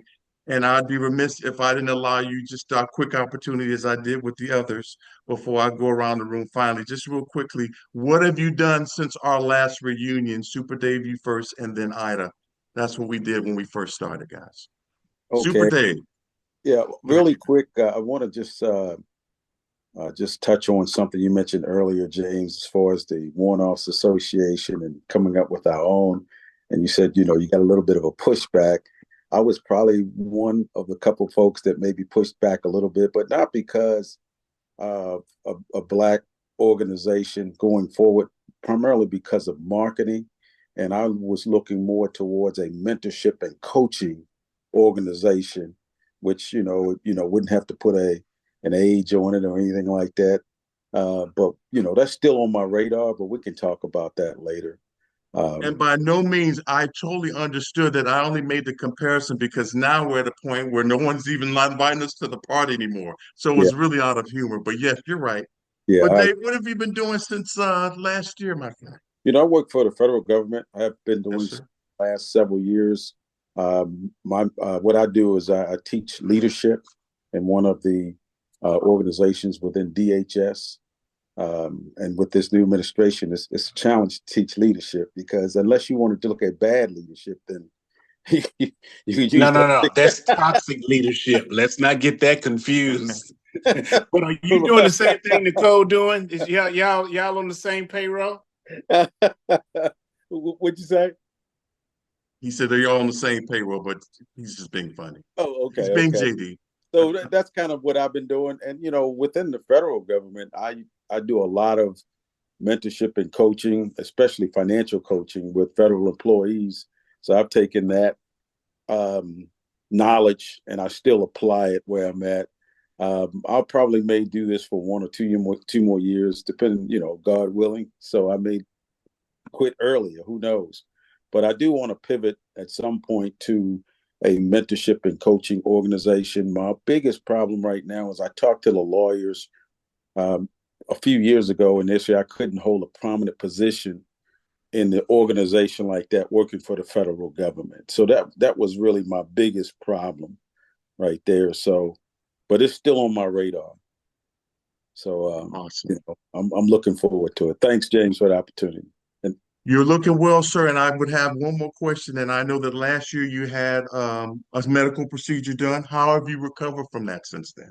well, you never really truly fully recover from a bypass. I had a double bypass, but I'm doing okay. I get followed up every 6 months, and so it's hard to run anymore, but treadmill, walking, and weights and that sort of thing, and bike. That's all still good. So I'm hanging in there. Thank you for Well, you're asking. looking well, man. You're looking well. Thank you for sharing. And Miss Ida Esquire, what say you? Well, I had major surgery, left hip, last February, and had to go through that period of healing and adjustment and all of that. I did very well, better than the doctors had anticipated. And I've downsized on the practice where I am Matlock. So I work from home sometimes, and I work at the law office sometimes, and I don't have a paralegal anymore. She became an attorney and she's doing her thing, and I decided not to hire another one. So I'm just enjoying growing older, but the life has become fuller with the church since I'm a new pastor's wife. And so, and that's been really, really wonderful as well. I spend most of my time with law, but I handle, I give probably more pro bono than I should. People still look at me as like a social worker. That's what I always thought I was supposed to be. That's what I had wanted to be when I was young. Said I wanted to be a social worker. So I'm a social worker, a lawyer, and I spend time training and teaching and giving workshops on estates and just trying to just make sure that my people know how to do estate planning well. And that's about it. I'm still enjoying life and enjoying church and enjoying law. Hold on a second. I'm going to be a grandmother for the first time. My daughter's finally pregnant. She's 37. Oh, Congratulations. She's finally congratulations. pregnant. The baby's supposed to be born in April. So, Praise God. So you'll be a GMA as well. yeah. Yeah. You God is should have good. told me. You should have told me you was waiting for grandkids. I got 9 of them, Ida. I got boy twins. That's right. Wow. That's right, A JD. year I remember you old. showed the pics of them. Bard Mhm. song. You- All of my husband's family's in Texas. yes. Yeah. That's amazing. I'm I gonna really miss do my feel like 36 the baby of the bunch here because our son has just turned 20 and we don't have grandkids, and my wife and I are both 60. So I don't know. I guess when it's time, it's time. But God bless you, and congrats to your daughter and your soon-to-be granddaughter or Yeah, grandson. I'm not sure. granddaughter. Granddaughter and Yeah, a Yana healthy Shanae. baby. Yeah. We're praying for a healthy baby as well. Congrats to her. And And please see send her my respect. Yeah. Thank you. and see the first lady of the church. Hello. First Lady Church, CW5 retired, Esquire. Just this is the kind, for those listening, this is the kind of wisdom you're getting from this panel. And I just thought it was important that we had a recap of the Rising Above the Fray reunion. We've covered a lot of topics. And as we close, for those that are still with us, thank you. We're taking a lot of time because of a lot of interesting discussions happening here. So I'm just going to go around the room and have each of our guests here give some closing thoughts on rising up above the fray. Where do we go from here, just to give their final perspectives, given their life experiences and the things that they've done. And I'm going to start again with Les. Okay, Chief. First of all, I got to tell you, we have some big brains on this panel. Put it that way, with tremendous level of expertise, and I think all of us achieved in our occupational specialties what we wanted to achieve because we were proactive and not reactive. Okay, so what's happening with this administration right now should be no surprise to anyone. Should be no surprise to anyone. And so I know free time is at a premium, meaning nobody has any. But if you have the opportunity, check out Project 2025, okay, which our current president said, oh, I really have no idea what that might be. 922 pages, folks. 922 pages. And it outlines everything and then some and more that's going to be taking place over the next 4 years. As much as he denies any knowledge, you know, I'd have to put my investigative hat on and put him on a poly. But I have to tell you, there's no way this product was developed without him knowing something about it. So, but if you get a chance, peruse it, because I got to tell you, it lays it all out, and it was not done in a month or 6 months. And when you see the list of contributors on it, it's 4 or 5 pages. So this was put together over a very lengthy period of time. They were prepared to move forward. And whether Trump's in office or not, they're preparing to move forward. So check it out and you'll see what's coming. So none of this should be a surprise. Just sit back and watch this all as it develops and hopefully implodes. Awesome, awesome. I will say, if you want to do what's called the table of contents, I did read the first 9 pages. The first 9 pages do lay out what has been an evolving document, guys, for decades. This is not new. It has been in place for at least 30 years. It's an evolving document that has just now come to the forefront, to Les's point, now. So if you're not a reader, this will be a good time to get your ABCs and 1, 2, 3s in order. Just take a look at it. Les, it's been a pleasure. You've been rocking with me again since the beginning. So good to see you. Your expertise and insights are always valuable. Thank you so much. And I'm going to now move over to Sonia. Um, all I can say is hold to God's unchanging hand. God won't put too much on that you can't handle, and all this is gonna be okay. He's not gonna let nothing bad happen to his people. His people now. If you're not there, get there, because you need to be with his people. Those are the ones that he's gonna protect. Thank you all, and hold to God's unchanging hand. I could not have said it better. And if there's ever time to rely on our faith, this is the time. And in scriptures, it really points out how you battle those things that are beyond our control and have that peace of mind. Because let me tell you, the mental health is as important. People are really catching dementia on by the hour. My mom is suffering from it right now. Sometimes she remembers what, what my name is, and other times she doesn't. So I pray just as well. Yeah. Stay prayed up, James. We with you, brother. She's listening. She's here. She's here. But I'm going to now go to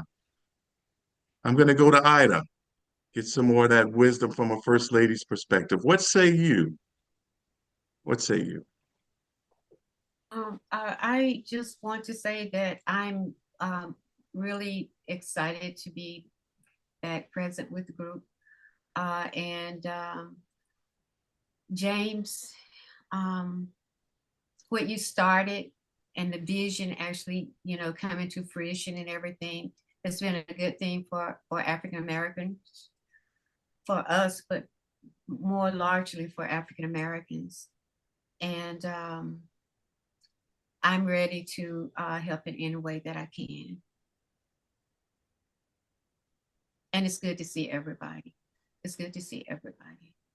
Absolutely. And thank you. And thank you for leading the charge for what hopefully will continue a legacy to one of our own historians. I mean, to have a historian on board to help to make this project fantastic as it is leads the way for me to get Farrell. Let me get your perspective, sir. You've seen it all. You've written about it in newsletters, newsliners. What say you? What say you? It's been a pleasure reuniting with everyone. I've enjoyed the conversation. We even did some planning, and I'm just excited about 2025 and look forward to having a very successful year. Absolutely. Absolutely. Well, we got Gma. We are resident mistress of ceremony who I've met no better orator in all subjects, any subjects. It's no wonder that you're now going across the West Coast doing your training. They picked the right person. I think we would all agree. I'm sure you're going to impart the wisdom of those people that are listening. Continue success with that. So with that, what say you? What do you have to offer for people out there listening today?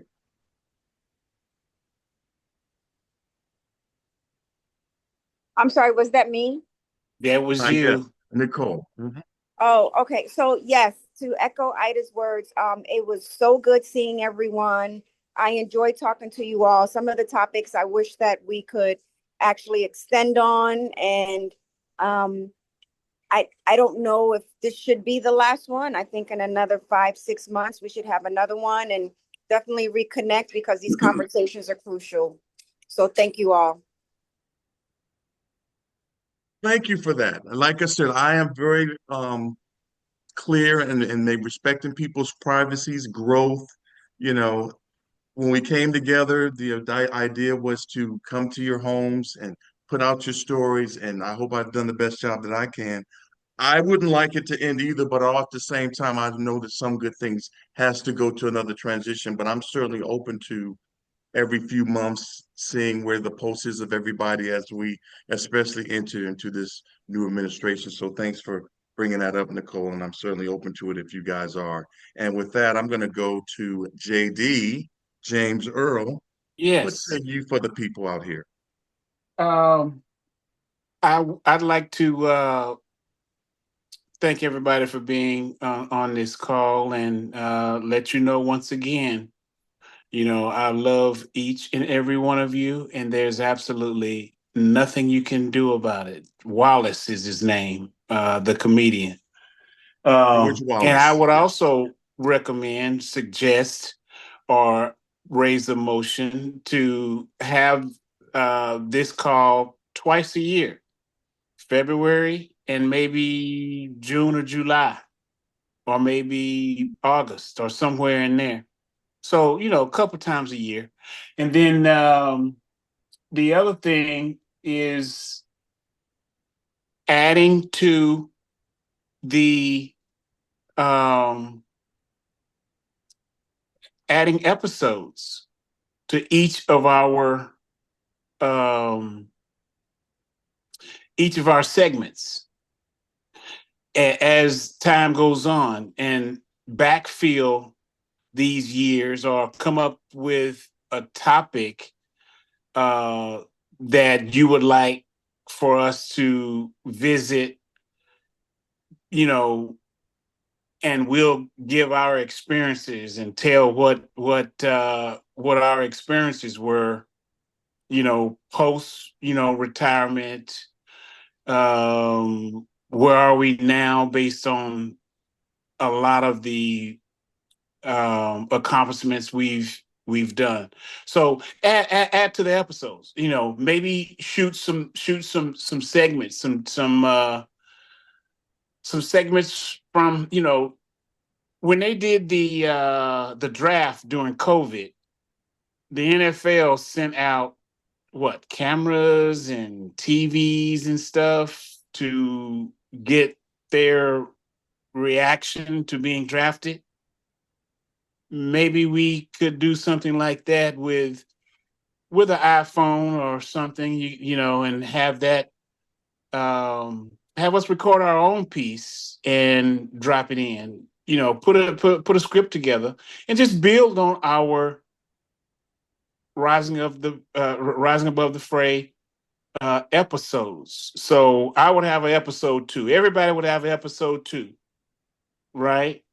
And we'd have to understand what that episode will consist of. What would you like to interview us on in episode 2? And then episode 3 times 11. And, of course, you'd have something in there, for Evans as, whatever that would entail. Maybe talk to his sperms. Yeah, I like Now, that. now, is he being buried? Where was he buried? Was he buried in Arlington? I don't know that answer. We did attend the memorial service, but beyond that, Sonia, did you have any additional? Not sure she's on the call anymore. And just speaking of that, another warrant officer brother passed away. Um,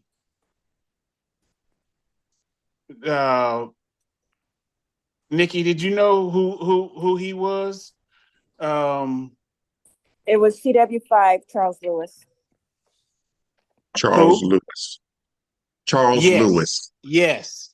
So I think he's, in line or waiting to be buried at Arlington, I believe. Yes. And yeah, he's going to be interned at Arlington. so has he got a date yet? No date has been posted on the site yet. Yeah. So I don't know. We might speak about where we're going to be buried, ladies and gentlemen. Good thoughts, JD. Good thoughts. I'm enjoying life first. I've got a lot to live for the remainder of the time that I have. See, so I don't want to. Ada was just saying that we got to make sure we do our estate. So along with the estate, we're not going to be here to spend it.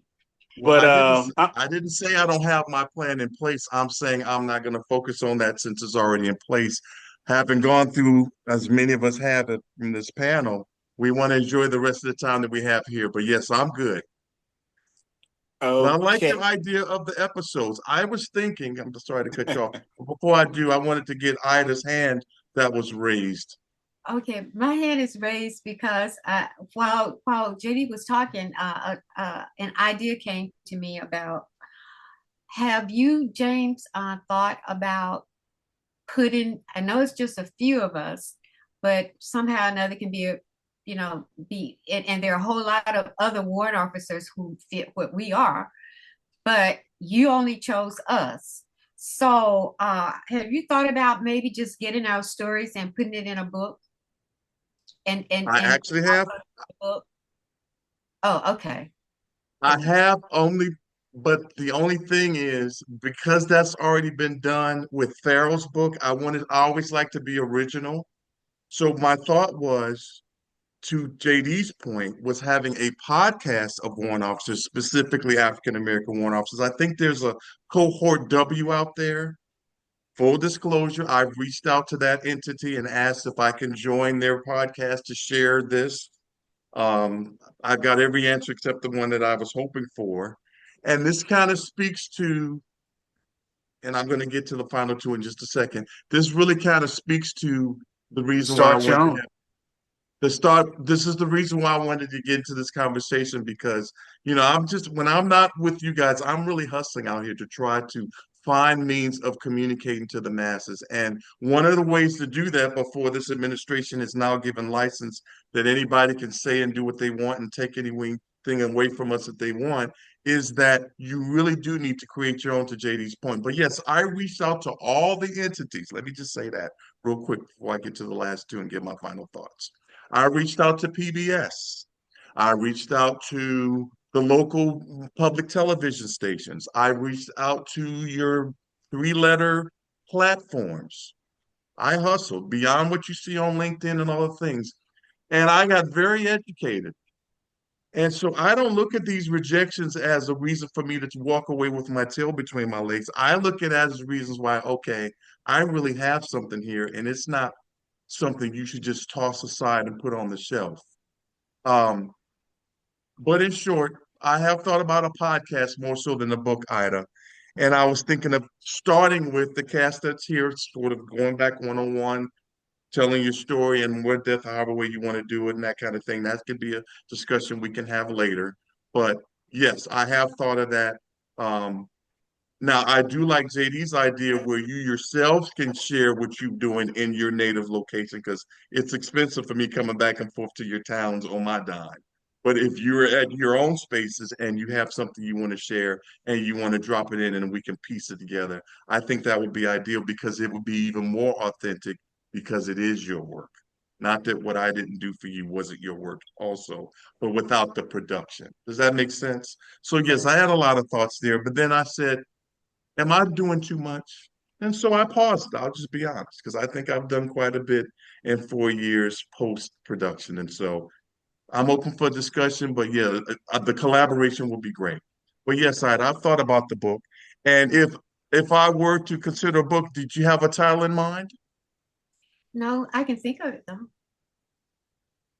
How about everybody else? Would you want our unique stories, including our dear brother Evans, specific to this? Would you all be amenable to that? Because I do have publishing talents as well. I wrote my first book, not Rising Above the Fray, but Chasing the Eagle from Dreaming to Achieving Success and Freedom, which was a, award winner. So I know how to do that, but I didn't want to, but that was about my life and story. But to tell someone else's story, you need their concurrence to do that. So you don't have to answer now, but if that's something you can do, we have the language. I have all the transcripts. I would let you all proof and see if it meets your criteria of what was said accurately, things you want to add to it, and we can get it published. That can happen this year. But you have to tell me. I wouldn't just jump out and do it because, again, you want to be respectful of other people's intellectual property and what they're trying to tell. So thank you for that, Ida. And if you come up with a title, maybe we can call Let's Talk About It, and maybe in the July through August timeframe that JD is talking about when we meet again or sooner, maybe we can have that discussion, or I can put it through a text either way. So thank you for that. So now I will go to um, who's left? Super Dave and who has not spoken? There's two. Okay. Big Ruck, I'm going to have you talk for us.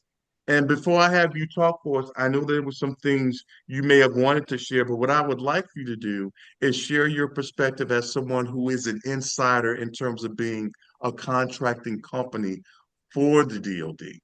And what would you say for those that are interested in doing that? Because there's people listening that may be interested in doing that as well. What would you say? What type of paperwork, documents they would need to even get into space, especially now? Sure. Okay, so if anyone wanted to start their own government contracting company, I will help you start it. That's just the easiest way for me to do it than to go down the spectrum of do this, do that, do the other. I will help you start it, and I will give you an automatic teaming agreement towards putting you on as a partner with the $5.6 billion worth of IDIQ contracts that we had. We also have about another 75 billion in the pipeline that we hope to win at least 10% of. And both companies are Black owned because I'm the president and CEO of both companies. And Tracig is 100% veteran brand, and KUOG is 95% veteran brand. So there's a theme there. So the key, and mostly warrant officers, by the way. So, so the key thing is if you want to go into consulting and back into DoD, if you want to start your own company, I will support you. You can't get any better than that. So the many years of past performance we have under our belt, the many wins, you get access to that to use, and we win money. That's the easiest way. So if I have a little bit of difference thought on the current administration and economy, right? So when Trump took office the first time, Tracig did 756%. I don't know if you guys know what that number means, but 756% over the 4 years. And I know a lot of other companies that did just as good or if not better. The administration that just left, and I'm not a Trump fan at all, I must say that. So we won't get that twisted. But I'm a business fan, right? That's right. Right. And I understand loopholes and tax stuff. I got it. So the last administration, that 756% dwindled back down to probably about 56%. Okay. But coming out of that and picking up the other company that I have, and an 80-year-old who doesn't want to work anymore is about to give me another one next month.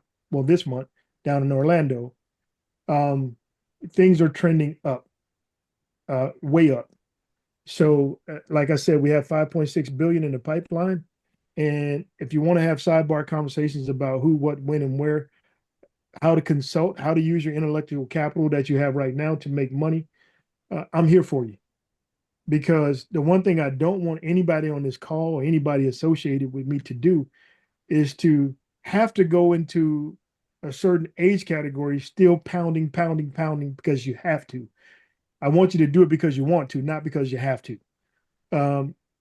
Help you set a mark, a number in your head, your cost of living of freedom, cost of freedom, I should say.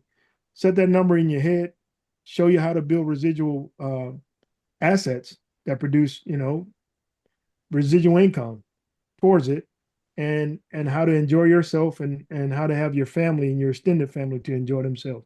That's what I'm good at. And I'm not a horn tutor or any of that stuff. But that's what I'm good at. I want to share all that with you guys. There's not enough time on this call for me to do that. But you all have my phone numbers. You can text me if you want to talk about those topics. We can talk about them. But one thing I want to highlight specifically towards wealth building immediately. And this is critical. So I sit on 2 boards at HUD. Okay. One of those boards is about to go away. This is diversity and inclusion, yada, yada, yada on HUD. The other one is I'm in the middle of everything that happens nationally about who owns what, how to own stuff, and what's being sold, what's being given away, and how to acquire those things. I think that's the simplest way for me to put it. And not only do I have a really good seat on the board, I have a great seat on that board. Okay. So there's a thing called 80/20. It's a landlord initiative from HUD. It's not going away. We have a Black developer on this call. His name is James. So all you have to do is identify a plot of land that you want to put apartment complex on. I don't care where you live. If you identify a plot of land you want to put apartment complex on, call me. HUD will give you 80%, will grant you 80% to be a landlord, 80% of the cost of value of that building, that project that you want to put in place. You can do 10, 20, 30, 40, 50, 100, 200 doors, doesn't matter. All you have to do is come up with the 20%, and we'll help you come up with that if you don't have it. So any one of you can become large-scale landlords by the end of 2025. And Roy, yes, Roy, sir. I'm in. Anybody else in with me? Nothing Let them heard. have time to think about it. For those that are listening, you heard it here first. I just have one follow-on question as Yeah. G-Mon kissing her little bundle of joy there. And what's her name again? I forgot. You on mute.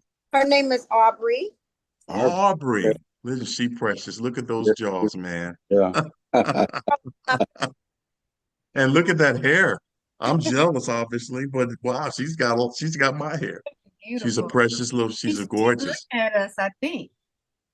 She took it after her She waved back. fake That's god granddad. I don't know if that's a thing or not, but anyway. I just wanted to ask Big Ruck real quickly for those that are listening. that they have access to you if they need it. But I'm sure you wanted to come with some level of a benchmark. Can you just quickly say what that would be?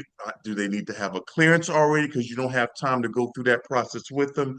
Okay, so Clearance, those kind of things. so Tracig has a top TS facility clearance. So I can operate all the way up to SCI. And then on the other side of the wall, there are some other caveats that I possess personally and my company possess because we do stuff on the other side that other stuff. I'll just put it like that. Understood. Right, that supports the world's premier auditing agency. Fantastic. Okay. All right. That's But good information. Go ahead. Before I close out, Dr. Williams, there's a lot I want to say, a lot, seriously. But if you want to continue conversations, ping me at any time. Each of you, I don't care. If you wanted me to put it in a text, I choose not really want to do that so much, but call me because those calls I can secure from my end without you being involved. So I can secure those calls and we can have some direct conversations about wealth building, maintaining that wealth. And Ida has a very specific specialty in her field. Yes. I also have some of that and what I do for a living. Though I have my own lawyers, Ida, I'm probably going to come to you real soon because I believe in keeping stuff in the family and trying to help this community here where I am right now. But not just helping them, but I'm not going to say, I'm not going to even think that I need to help any of you, but I'm here if you need me to help you. I'll put it like that. Absolutely. And I am not removed from needing informational knowledge, even at the young age of 60. Absolutely. So we may all think we have things, but there's still more that we can help to preserve what we have. I think education goes beyond the classroom. You can get information from here to infinitum. So I will certainly be hitting you up for that. And I appreciate And Dr. you Williams, sharing that. Yes, sir.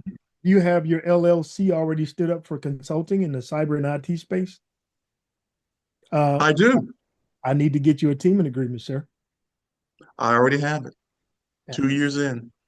I need to send you a teaming agreement, sir. See, there's a lot I don't talk about either because I focus on you guys. But Chief Williams is busy back here in these streets. Just know that. But yes, we'll talk. Thank you so much, Big Ruck. And I will ask you one last question, and that is, when will you become Dr. Rucker, or have you put that on pause right now? So academically, I am Dr. Rucker. Right. So 100%. I was academically Dr. Rucker in December.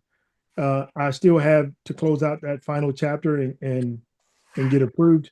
So I had some people to stall on interviews. So I have to close out those interviews and figure out a graduation date whenever they want to do that thing. But academically, by the school, I am Dr. Rucker. Well, man, congratulations, Dr. Rucker. It's fitting. Dr. Rucker, you know I wasn't going to let you get away with that, man. That is amazing. That's another feather on your cap, sir. And speaking of books, I've already given mine a title. I just copywrote the title because it wasn't a word. It's called Cerebral Audacity, and it shouldn't be hard to figure out what that means. So I've also given it a definition that's also copywritten, and it'll go in a dictionary with my name on it. That's what I'm talking about. Yeah. Cerebral Audacity, see Big Ruck in the dictionary definition. I like it. Absolutely. And it'll be Dr. Big Ruck. Yeah. Just wanted to see if you were paying attention, and you were. Get it right, Jay. Get it right, Dr. Williams. Yes, sir. Hey, I'm welcoming. So we could not end this appropriately, and I want to go ahead and set the platform now without mentioning our founding CW5 extraordinaire for the Army staff. And I say that because, I am an avid reader of the Newsliner, and I saw the changing of the guard. Congratulations to DC and her retirement. A phenomenal job. And I saw that we have a new installed Chief Warrant Officer of the Army with their own designation, rank, and so forth and so on. And this is where I start to put my thinking cap on about DEI. And while I have recognition personally with Super Dave having his coin in my office when he came to my CW5 retirement ceremony, excuse me, my CW5 pinning ceremony, got the picture of him in my office, and then to see that there was a small sentence, because I'm a reader too, a small sentence of him mentioning, being president, preceding Dixon Carter. Great. But this is why, folks, having documented history and having video footage is so important. Those folks will never know what this guy has done, including what he shared with us at last year's reunion when he created the first program, which one of the guys came up to him and said, now he works on the Hill. I don't forget. So I am so glad he's on this call, and I want him to share his thoughts as having been the first. Let's make sure we hear that and everybody listening hear that. The first senior warrant officer under the then General Ordiano, may he rest in peace, Super Dave Williams, CW5. Please, sir, you have the last word. Thanks, James, man. I really don't know what to say other than I love this group. I'm looking forward to the road ahead. And, what can I say? Everybody take care of yourself, Garsby, and continue keeping prayers alive, man. We need it in this environment. That's all I can say. Thanks, James. Thank you. And listen, thank all of you. And, while we're having to come to the close, I'm actually glad that someone brought up we should continue this because I just feel the chemistry among us for 4 years. It could be just me. I'm a naive guy from the Midwest of Ohio. I didn't grow up in the DMV or any of that. We think different up there. And, we kind of a blue collar town, didn't have much, but we treat our neighbor right and all that kind of thing. And all I'm trying to do is add my piece of contribution to society. And so you guys have helped to make that possible. I would love to continue this for the next however long God would have us on this earth. I like the idea of every, twice a year, what have you. I certainly hope that if we do move forward with the Huntsville and paying homage to the Farrell J. Childs Legacy Awards, that we're all there and present as the original OGs of the documentary Rising Above the Fray. I do believe in my spirit that Huntsville location, with all the warrant officers that Sonia and I witnessed at that memorial service, will sort of erupt. I'm calling it out. It will erupt under this current climate wind that we will coalesce, and we don't know what can be unfolded from that. So I'm just going to trust and believe that can happen. But with that, I just want to say, you guys, thank you. And I'll just say what I've been doing. I sent you a clip. I think I mentioned last year that I was going to try to restore some of my karaoke singing career. And so I sent the clip of what I've been doing. I'm going to send you another one after this one, which has been tremendous for me, just regrouping something that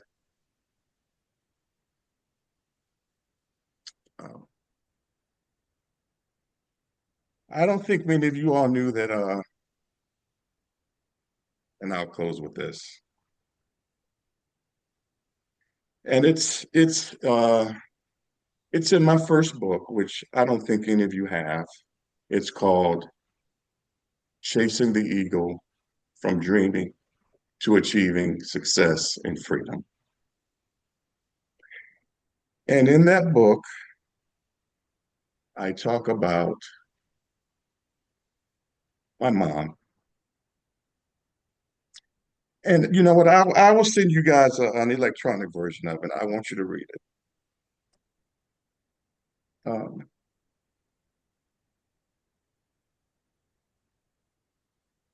Take your time, brother.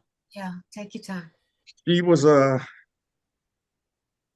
16 when I was born. Now, I don't profess to be a professional singer by any means. What you hear, good, bad, or indifferent, is raw. But my mom,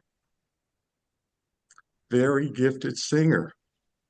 So much so, and I didn't put this in the book, but I'll share it with you. And because I have an old school crowd here, I think you'll appreciate this. You all know the late Aretha Franklin, right? Yeah. I don't think I've ever told this. It's okay, James. Take your time.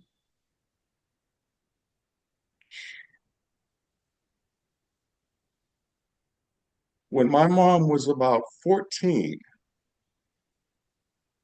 she had such a gifted voice that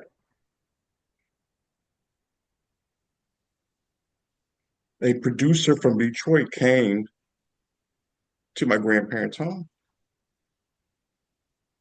And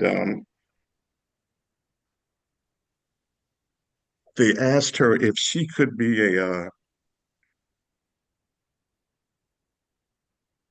one of the backup singers for Aretha Franklin.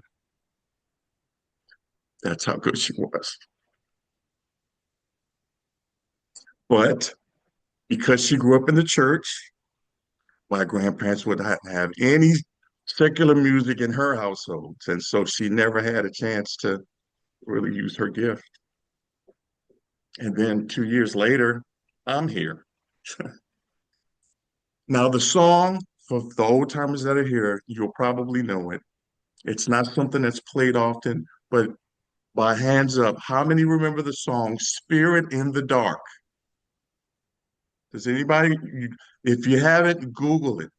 There's a YouTube version of her singing that in some hall in Detroit, Aretha Franklin. She had the three backup singers, and the two that were there, and the third one would have been my mom, but again, my grandparents wouldn't let her sing it. So that is the song that she was going to be starting her career off in. Now, of course, she's back in those days. It was very common to be a teenage singer that could go on further. So I guess I say all this to say that, all the ambitions that I'm pursuing here is probably to, pay homage to her. Yeah. Um, Yeah. I could easily, not to brag, but I could easily be just as wealthy as anybody else. I have the gift, I have the talent, I have the know-how, but I wasn't raised to think money specifically. That doesn't mean we don't need it to take care of our families, households, and so forth. But I think it was the humanity and the spirit behind things that you do that I was raised with. And so that's probably why I did this project. That's probably why I sing karaoke to honor her. People say I sound pretty decent. I'll let you be the judge when I send you a few clips after this, but she was outstanding. I've never sung in a choir ever, only in the shower, but I've always been told that I probably should have pursued it. But the point is that she had four kids later, 21, there was four of us. I'm the oldest of four. And so as a young man of 10, I was always precocious, older than most. And so I always had things of visions of knowing what I wanted to do. And that's probably how I was able to escape poverty. So it's probably a story you never really knew. But the next time you see someone and you see their accoutrements, make sure you take a look at them first before you make any judgment. I'm not saying anybody here is doing that, but I'm just as accomplished as anyone else. I just don't lead with that. I don't carry a banner. Does that make sense? Dr. And Williams, I got to tell you, so what I would say to you guys is, make sure you look at people and what their intentions are. I don't lead with Dr. James Williams. I mean, yeah, I put it on there because I earned it. I mean, I'm not going to be shy from it. It took me 8 years to complete it. But at the end of the day, I'm Dr. James Williams because my grandfather couldn't read or write. He only made it to the third grade. He signed his name with an X. One of the smartest people I knew. brother, I just want to say mom did well with you, man. She I did well with appreciate you. She I absolutely did. appreciate it. I remember that song. I just Googled it. Spirit in the Yeah, Dark. I remember yeah, it. yeah. What I is it? rarely, Spirit in the Dark? Uh-huh. and let me just say, guys, this has been the toughest personally developed for me ever. For my Virgos out there, we're very solitary. I'll speak for myself, very introverted. I don't like sharing me. That's why I push out and share other people's stuff. And no one's ever asked me here in this panel, and that's fine. But I thought it was only fair that you kind of know really where I came from.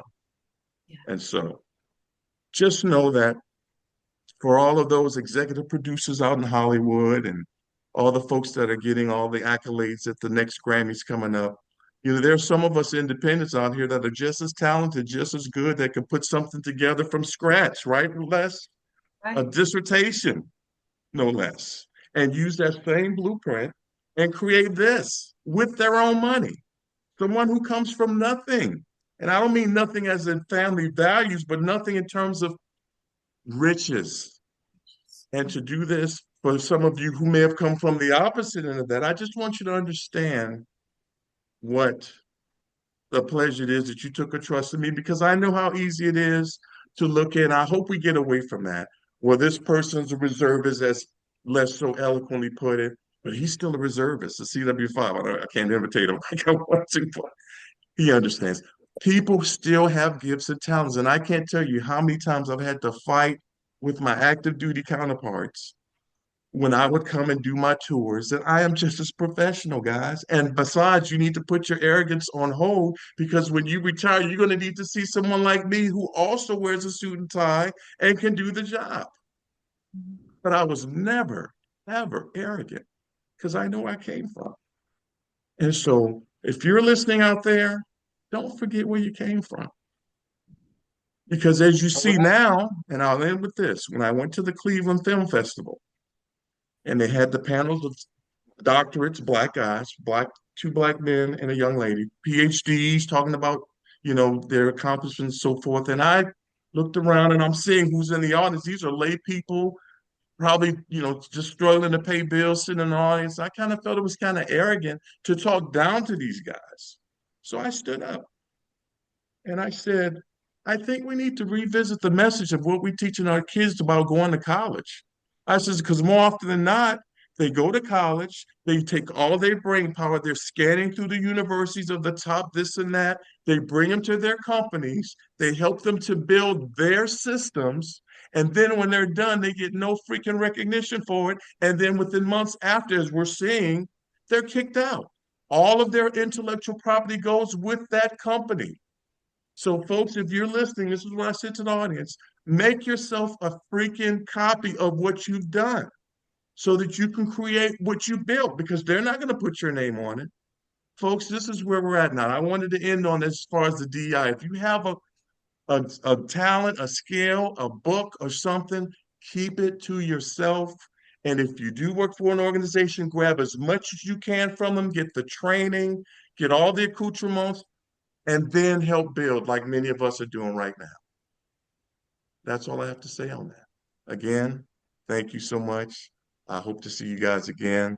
You are now vulnerable to who Dr. James J. Williams is and why I became that. It's not for the reasons most people think, corporate America, blah, blah, blah. No, it was to add an olive branch to my family tree, because we don't have that in my family. Don't know what your stories are. Doesn't matter. You're here. So thank you again. I appreciate it.